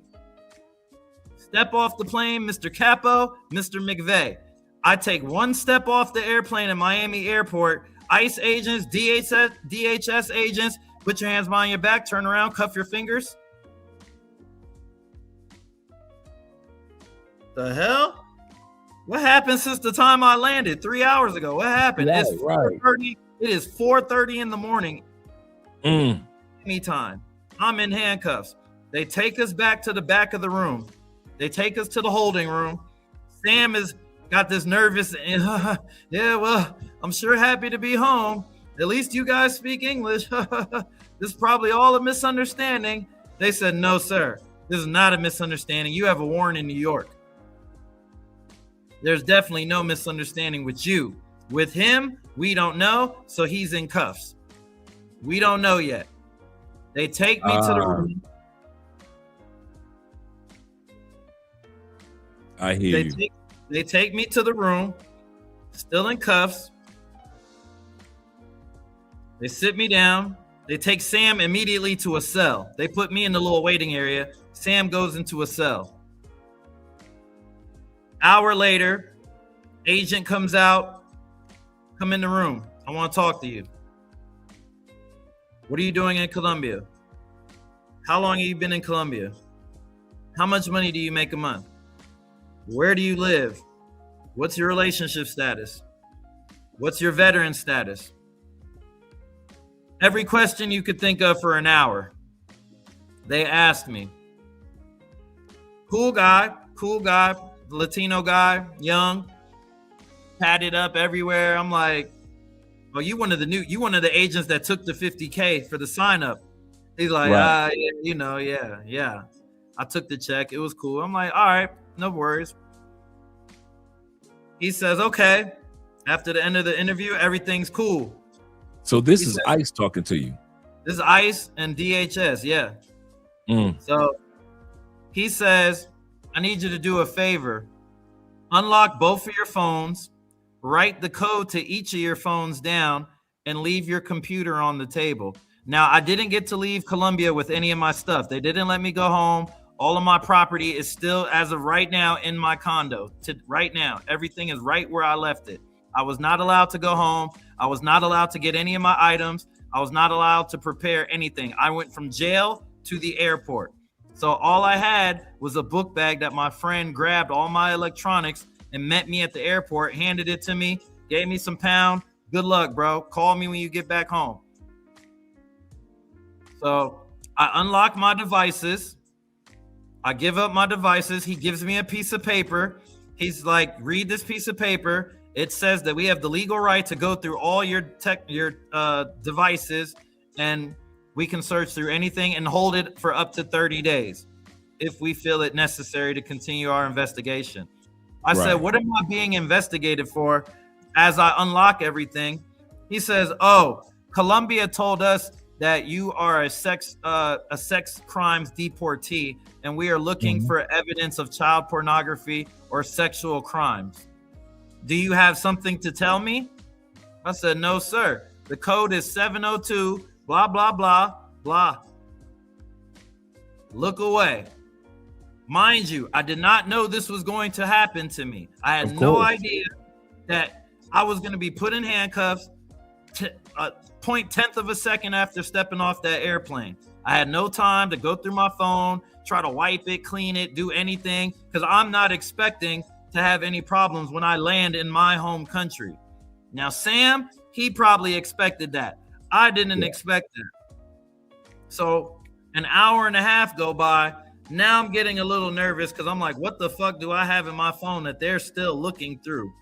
So 2 hour mark, the agent comes back. Come talk to me, Capo.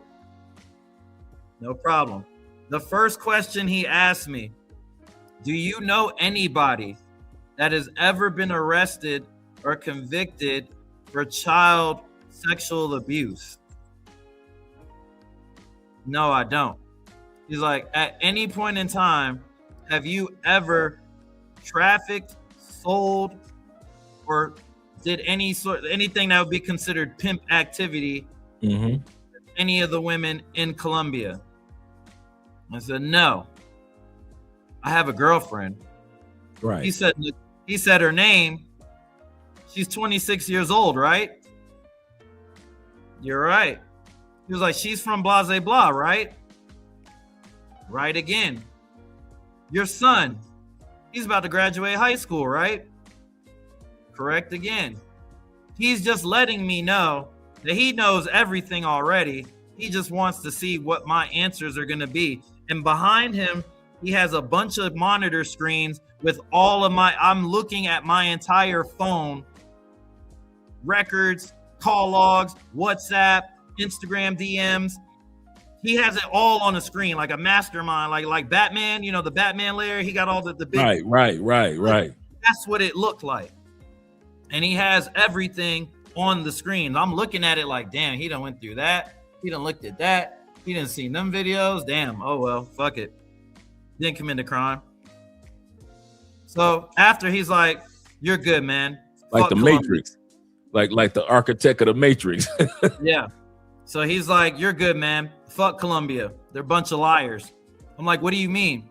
He was like, bro, they told us that you were dealing with children and sex trafficking women and blah blah. He's like, in the notes where we first initially read 2 deportees, American deportees coming in, this is what they're accused of. They had you and him listed under the same category: sex crimes, pedophilia, all of that. Look for all of this. So I'm like, what? Colombia told you this? They say, yes, sir. Colombia told us this based on our investigation, going through all your devices, your 2 cell phones and your computer. We see 0 evidence to back up their claim. We already know about your relationship with your girlfriend. She lives with you. We understand everything that there's no way you had any time to prepare for what we just did to you. Thoroughly searched your devices. He's like, I've seen every photo, every comment, every text, everything. I've seen he's like, I know more about you than you know. Fair enough. He was like, they're full of shit. You can go, bro. Go ahead, catch your next flight. Have a good day. Welcome home. That's crazy. That's a plot twist for you. That's a plot twist for you, man. And I'm glad that they let you go. There wasn't any overnighter moments. I'm glad that, you know, you didn't have anything that they were going to kind of play 3-card Monte with and try to act like it was something when it was not there. I'm glad that they, you know, back in the States, they just say, you know what? Here's your phone. Here's your information. Welcome home. And you went about your way on your flight to Vegas. I'm glad that happened for you in regards to that, because you already had based off all the video and all the information that you just showed us over tonight, you've had a very tempestuous ordeal that you've dealt with and then to get off a plane and see and have cuffs waiting for you. Now Sam, somehow, some way, Sam was able 12 hours later, Sam was able to drop a video at home on YouTube. And insight on that, because I was in the room when all of that was happening with his situation. So basically, they only have so much time that they can hold you, because again, they're not FBI, they're not, you know what I'm saying, they're local police and Department of Homeland, they're federal. Now they can hold you for X amount of time, and then they contact the state of New York, because I heard the lady say, hey, what's up with McVeigh? Have you called New York? What are we supposed to do with him? That was the question. I'm there for 3 hours. It's only me and him that they have. So it's 4:30 in the morning. So I'm just sitting there on the bench listening to everything that's happening. And his situation was New York wasn't responding because obviously it's 4 or 5 in the morning. Nobody's probably in the office. So they held him for the amount of time that they were legally allowed to hold him. And then they let him go because they're like, hey, New York will deal with it whenever they deal with it. We're not here. We're looking for terrorists, and we're looking for people that were arrested for whatever major crimes. Right. So as they let me go to my flight, I see him in traffic at the other security checkpoint.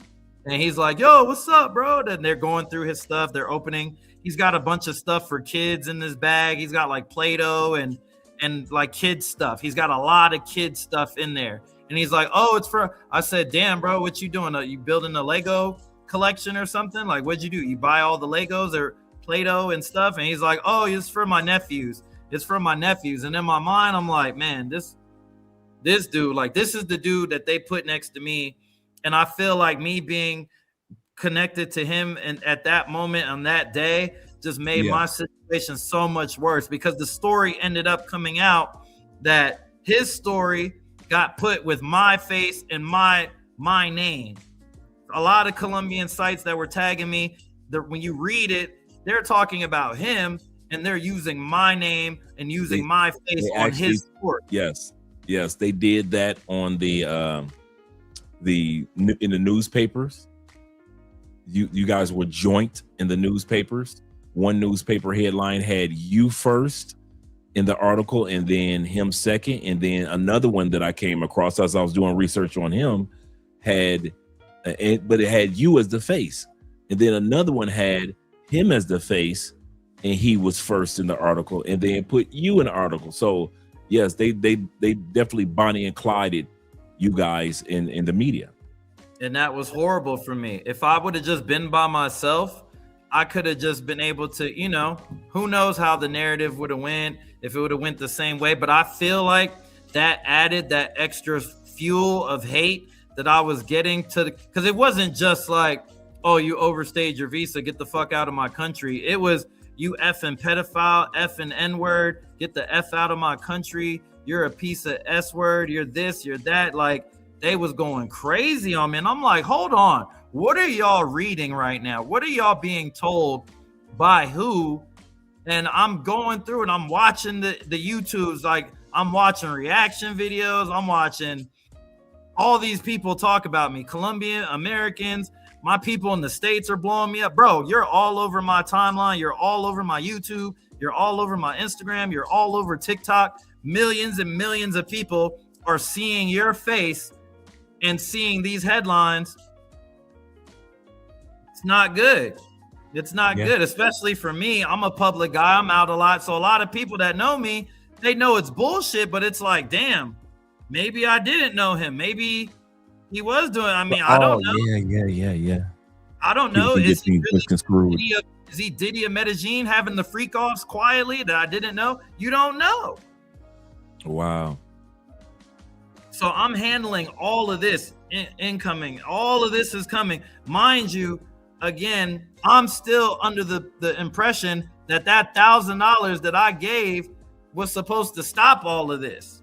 And it just intensified. It went 10x worse than what I envisioned was going to happen. After the first day, I didn't really see nothing.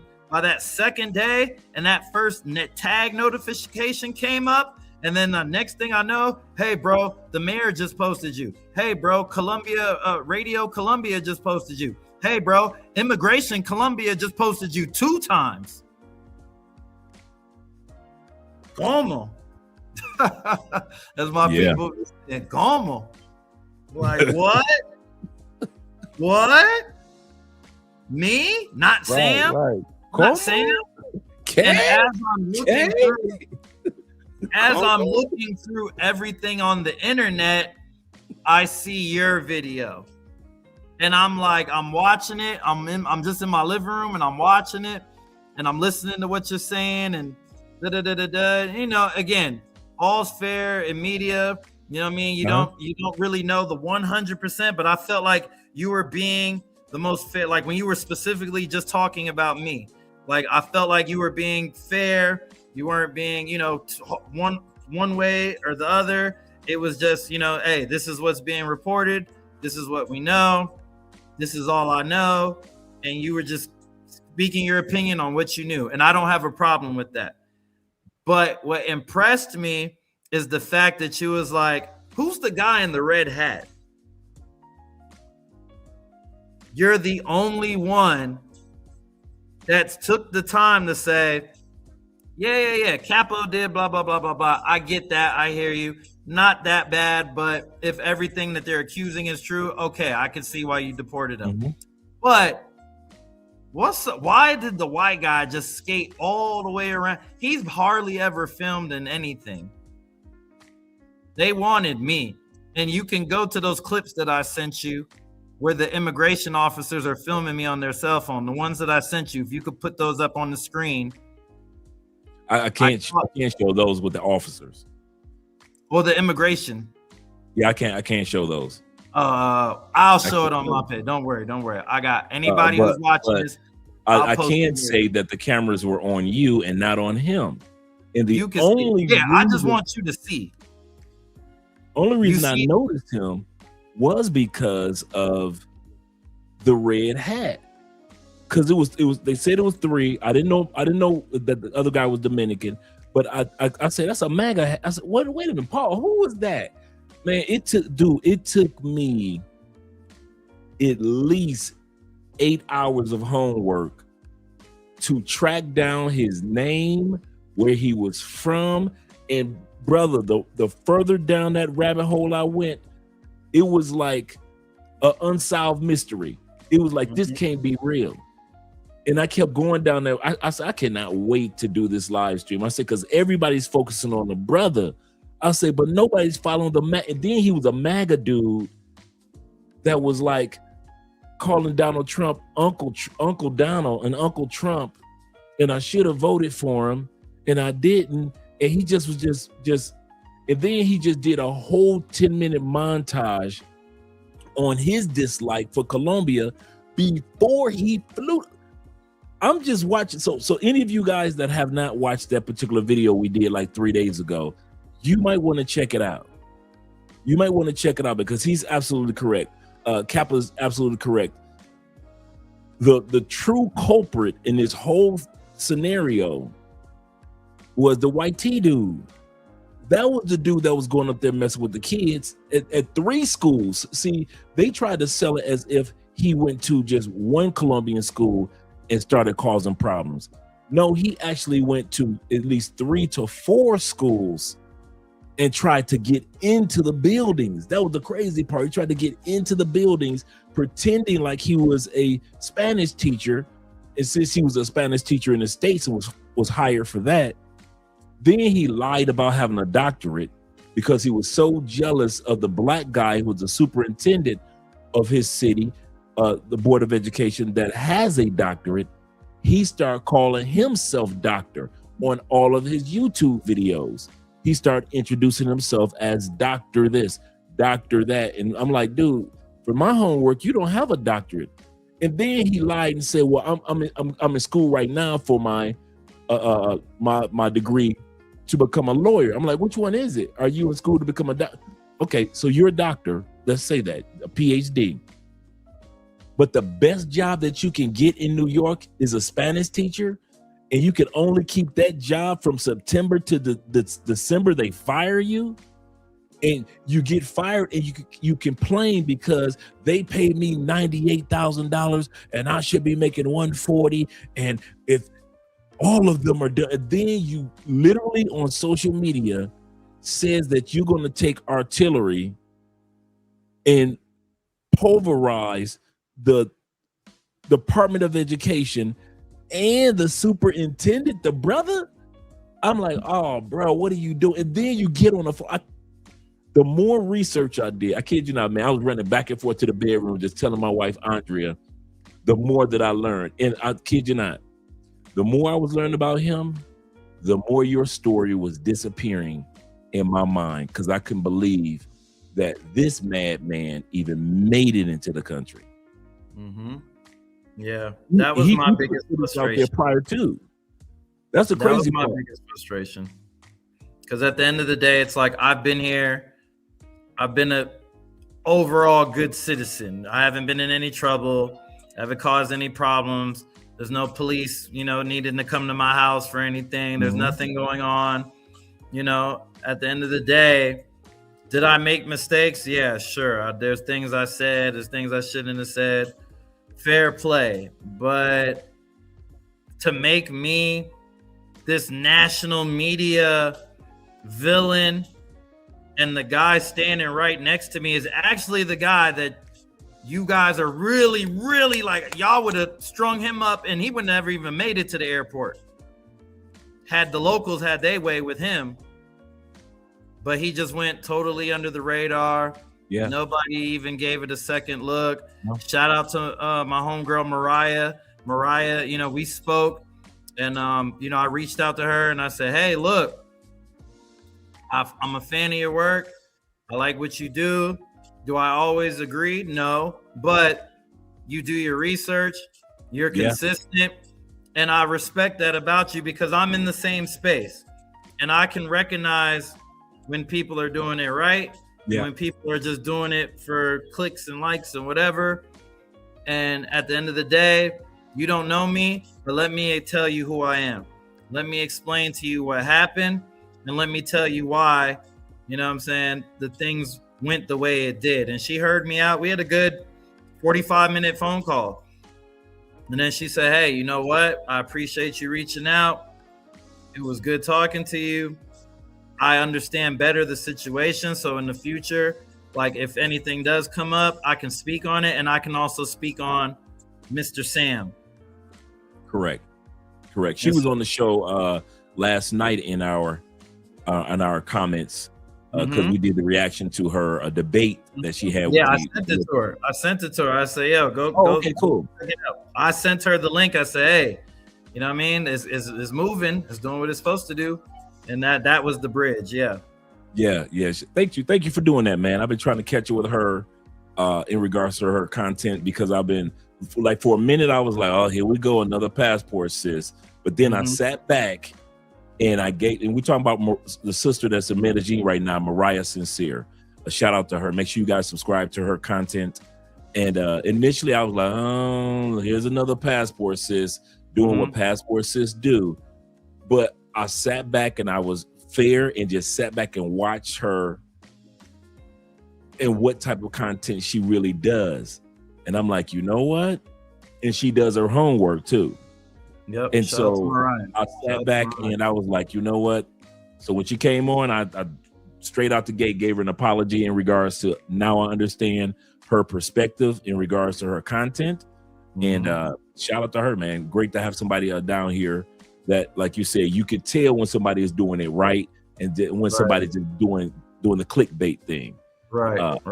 Let's kind of because it's going on 3 hours, and I'm glad that you've been here. And shout out to all you guys that are here. Let me hit these last couple of super chats with the latest with some of these brothers, not the last, but the latest. Will says this. Will says, shout out to you, Will, with the 10,000 Colombian pesos.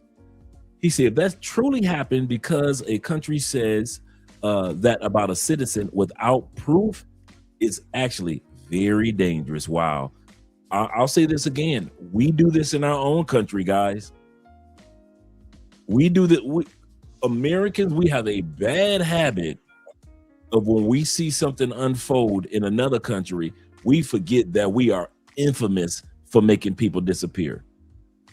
Guantanamo Bays, anyone? Guantanamo Bays? We are notorious for making people disappear. There are U.S. citizens that are still trying to fight to get out of the the El Salvadorian prisons right now. U.S. citizens that ICE picked up and say we did it and shipped them out by mistake. So our country is notorious for allegations and using the media to flip the narrative. So if our country does it, from what I've seen, most countries do it because they can. And that's the number one thing that I could say. Because we are all just one person as citizens, one person apiece, and they're a whole group as far as governments and mayors and governors and presidents, and they can flip any of our narratives the way that they want. And so it's sad, but it's true. And Will also says this with the next 10,000 pesos. He said, I would use that testimony from DHS and ICE to sue the Colombian government. I wouldn't know. There are international laws that cover this type of behavior. let's end this on a positive note. You made a statement earlier, and Kobe, shout out to official Kobe, the official one, asked, where to next? And you mentioned that, hey, I ain't gonna be here shortly anyway. And based off of hearing your travels adventures, where to next? I'm gonna save the reveal for when I'm there. I kind of figured you were gonna say that. I saw that look on your face. Okay, cool. It's already, the ticket is booked. The ticket is booked, and I'll put it like this. I won't be too far away. Mm-hmm. Okay. Cool. I'll be in the neighborhood. Okay, cool.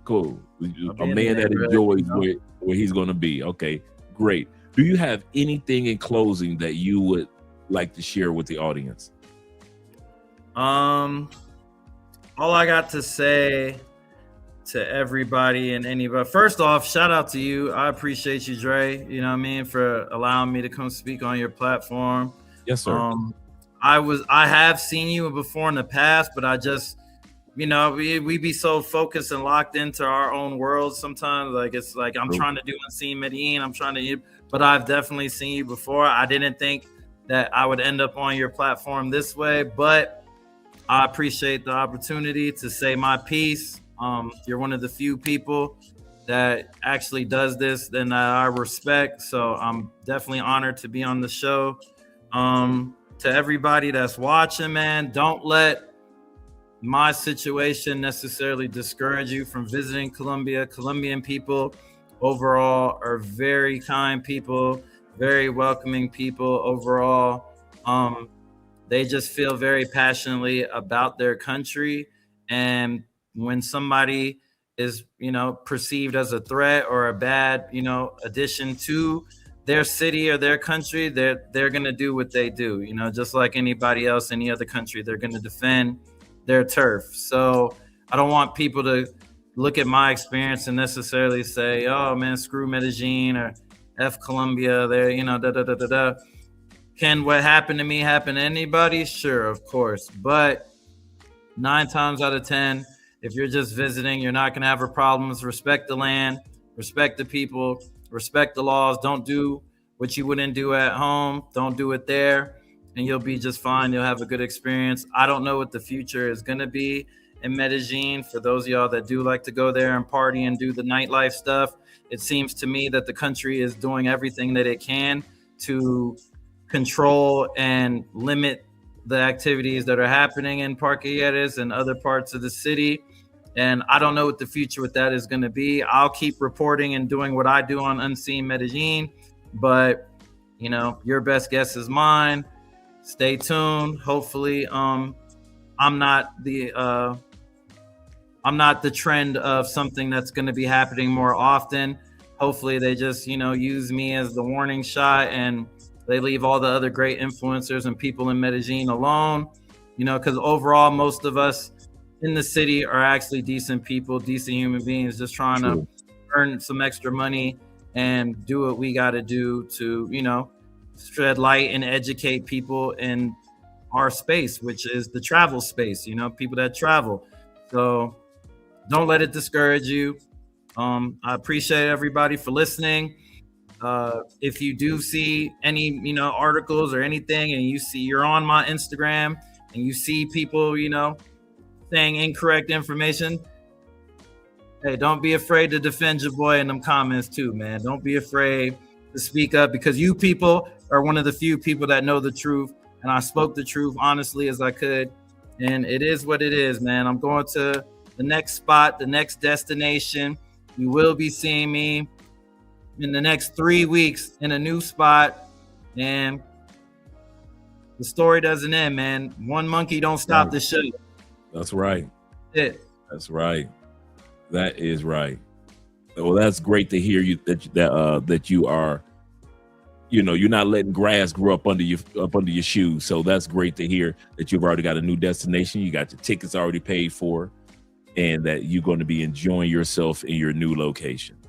At the end of the day, guys, as we were saying, these scenarios can happen to any of us. None of us are prone. Now, will it happen to most of us? I don't think so. And our brother doesn't think that either. But we do know one thing, that this scenario has taught all of us that no matter what country we go to, there is no such thing as immunity until we get our citizenships. Now, for those of us that are on the level of getting our citizenships, okay, cool. And until I officially get mine, I'm still in the same scenario as my brother Capo, as any other brother that has gone through this scenario as well. None of us are immune to what could happen to us in other countries, just like none of us are immune to certain scenarios that could happen to us even in our home country. Shout out to you, brother, for being here, man. We appreciate you sharing your story. It looks like you got us up there on the screen as well in the background. So we appreciate that. I had everything on the screen. Because I was like, I don't know when it's gonna start, but I'm watching. Sir. And also, any of the clips that you need to use from this particular episode, feel free to use the clips. Don't think that I'm one of them funny style content creators.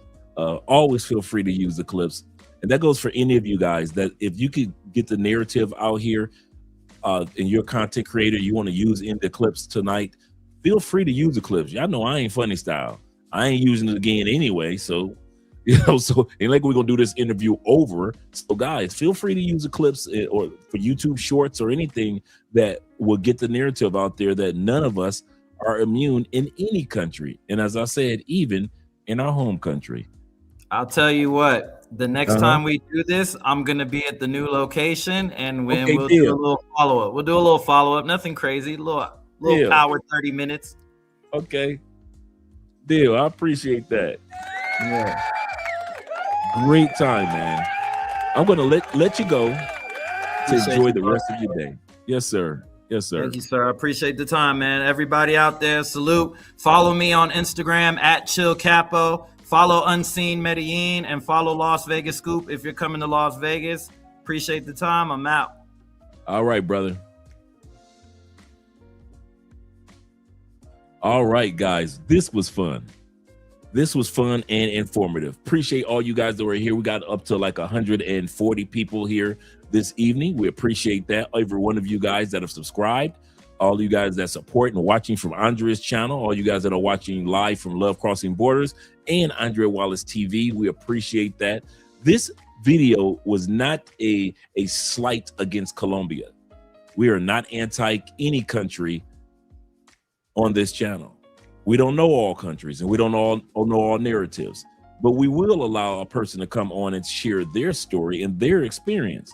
And I like the fact that he ended it off by saying that, hey, guys, don't let my experience deter you from going to Colombia, or going to Medellin. That would be the same thing that I would say if it were me. I mean that, guys. If it were me, and I'm going to get to the super chats. And shout out to my brother Blade Runner for the $5 love on the Cash App. If it were Andre Spence, guys, I tell you, don't let what happened to me deter you from enjoying Colombia, Cali, Medellin, Cartagena, the coffee region, or whatever it may be, or whatever other country in South America, because things do happen. And the best thing that I've seen from this brother is this. This was just a moment or season in his life, and he's already set himself up for the bounce back. That's what makes people different. King David, there are over 20 kings. I'll give you an example. Between the book of Samuel in your Bible and Chronicles, there were over 20 kings. Horrible kings. Horrible.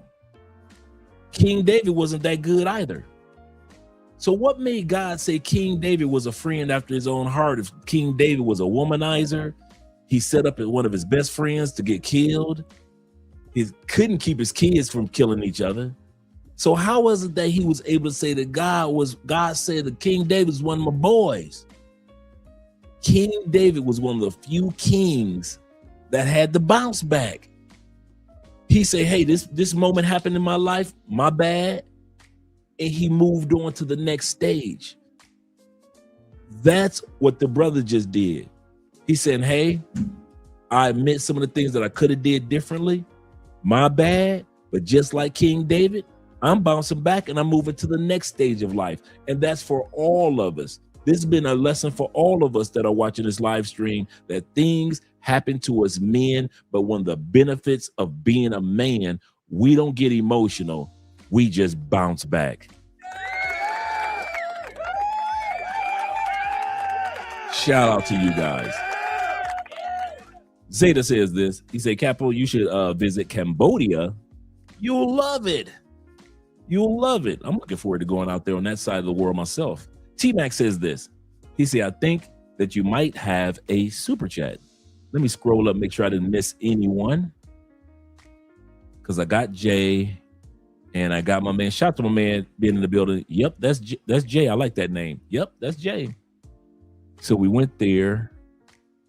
Zeta says this. He said, Dre, you were okay. I did that one.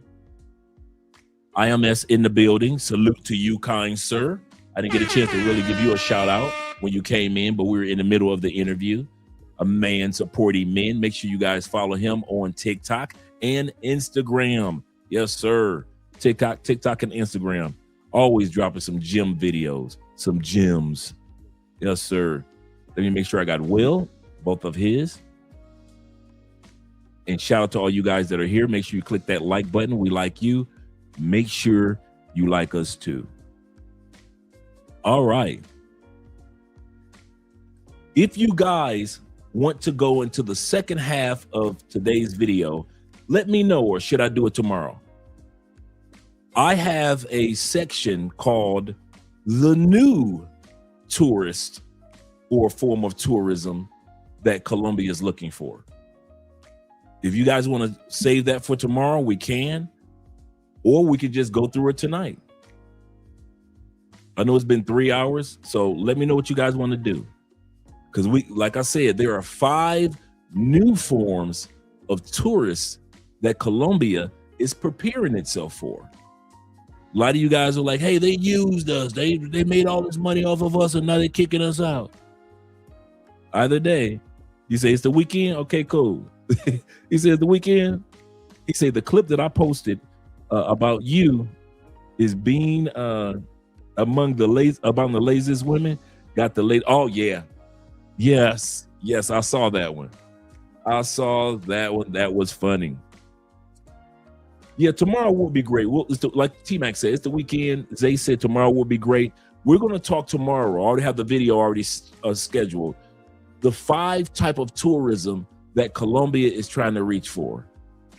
Some of them have already been here, and some of them have a growth. I want to just, before we go into that, for tomorrow's show, I do want to share something with you guys, that's statistics that's going to lay a foundation for tomorrow. Statistics. You know, I love some good old-fashioned stats. Let's go here.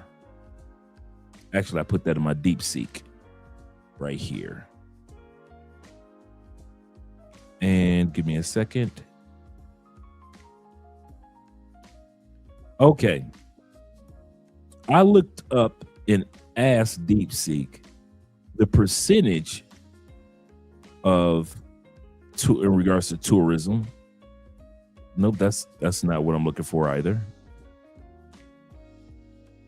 But what I was breaking down is this regarding tourism in Colombia. And a lot of guys don't know this. Did you know that 75% of all tourism in Colombia have nothing to do with parties, pay for play, any form of hedonism?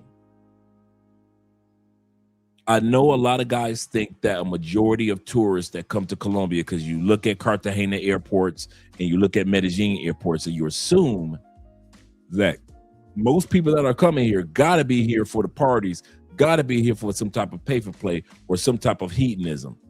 And nope, that equates to only 25% of the tourists.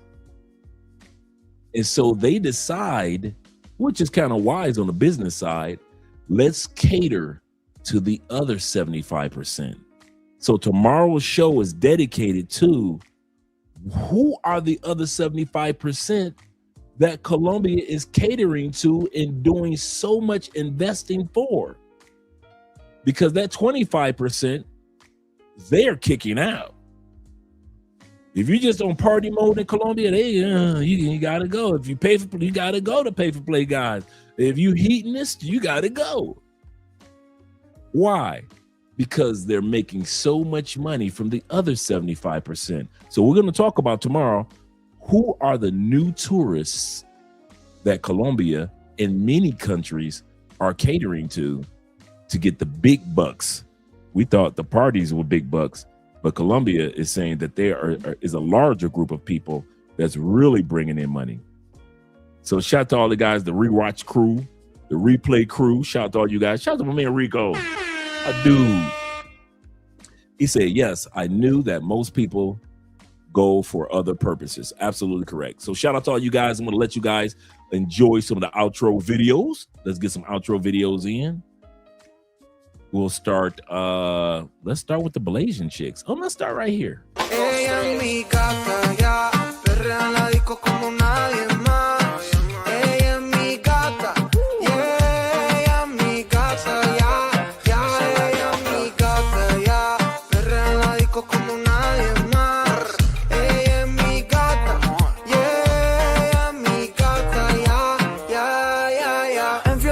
Que no pierde ni una, es de aquí, pero parece de cuna. Pero así no le piche a ninguna. Criminal como una para Osuna. Ella sabe que de la disco no la van a quitar. Los fines de semana son tan sentos, hay que vacilar. Ready, con ropita cortita para janguear y tirar. De mí se deja llevar, combina la ropa con tu actitud, es que dominas. Chica con esa virtud, rompe bocinas. No hay nadie como tú, como tú, como tú, como tú, ya, combina la ropa con tu actitud, es que dominas. Chica con esa virtud, rompe bocinas. No hay nadie como tú, como tú, como tú, como tú. Ella es mi gata, ya, perrea en la disco como nadie más. Ella es mi gata, yeah, ella es mi gata, ya, ella es mi gata, ya, perrea en la disco como nadie más.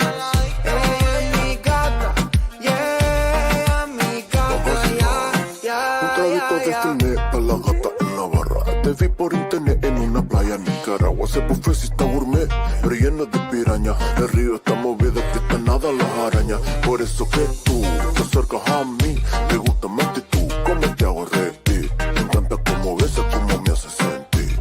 Eres especial, eres sola para mí. Y si nos vemos en Bahamas, ahí no hay nadie que nos daña. Una copla de madrugada, ya lo saben, tú mi reina y yo tu rey. Estamos listas en Bahamas. Aquí hay bellas madrugadas, romántico en la playa. Ya lo saben, tú mi reina y yo tu rey. Ella es mi gata, ya, perrea en la disco como nadie más. Ella es mi gata, yeah, ella es mi gata, ya, ella es mi gata, ya, perrea en la disco como nadie más. Me gusta gozar así la calle, y en otra pista de Fernet. Solo todavía es, pasarlo no solo tal vez. A ella le gusta gozar y vacilar, yeah. Cuando no traguita de Fernet, se ve toda la timidez. Pasarlo no solo tal vez. Ella es mi gata, ya, perrea en la disco como nadie más. Ella es mi gata, yeah, ella es mi gata, ya, ella es mi gata, ya, perrea en la disco como nadie más. Ella es mi gata, yeah, mi gata, ya. En fiesta es que no pierde ni una, es de aquí, pero para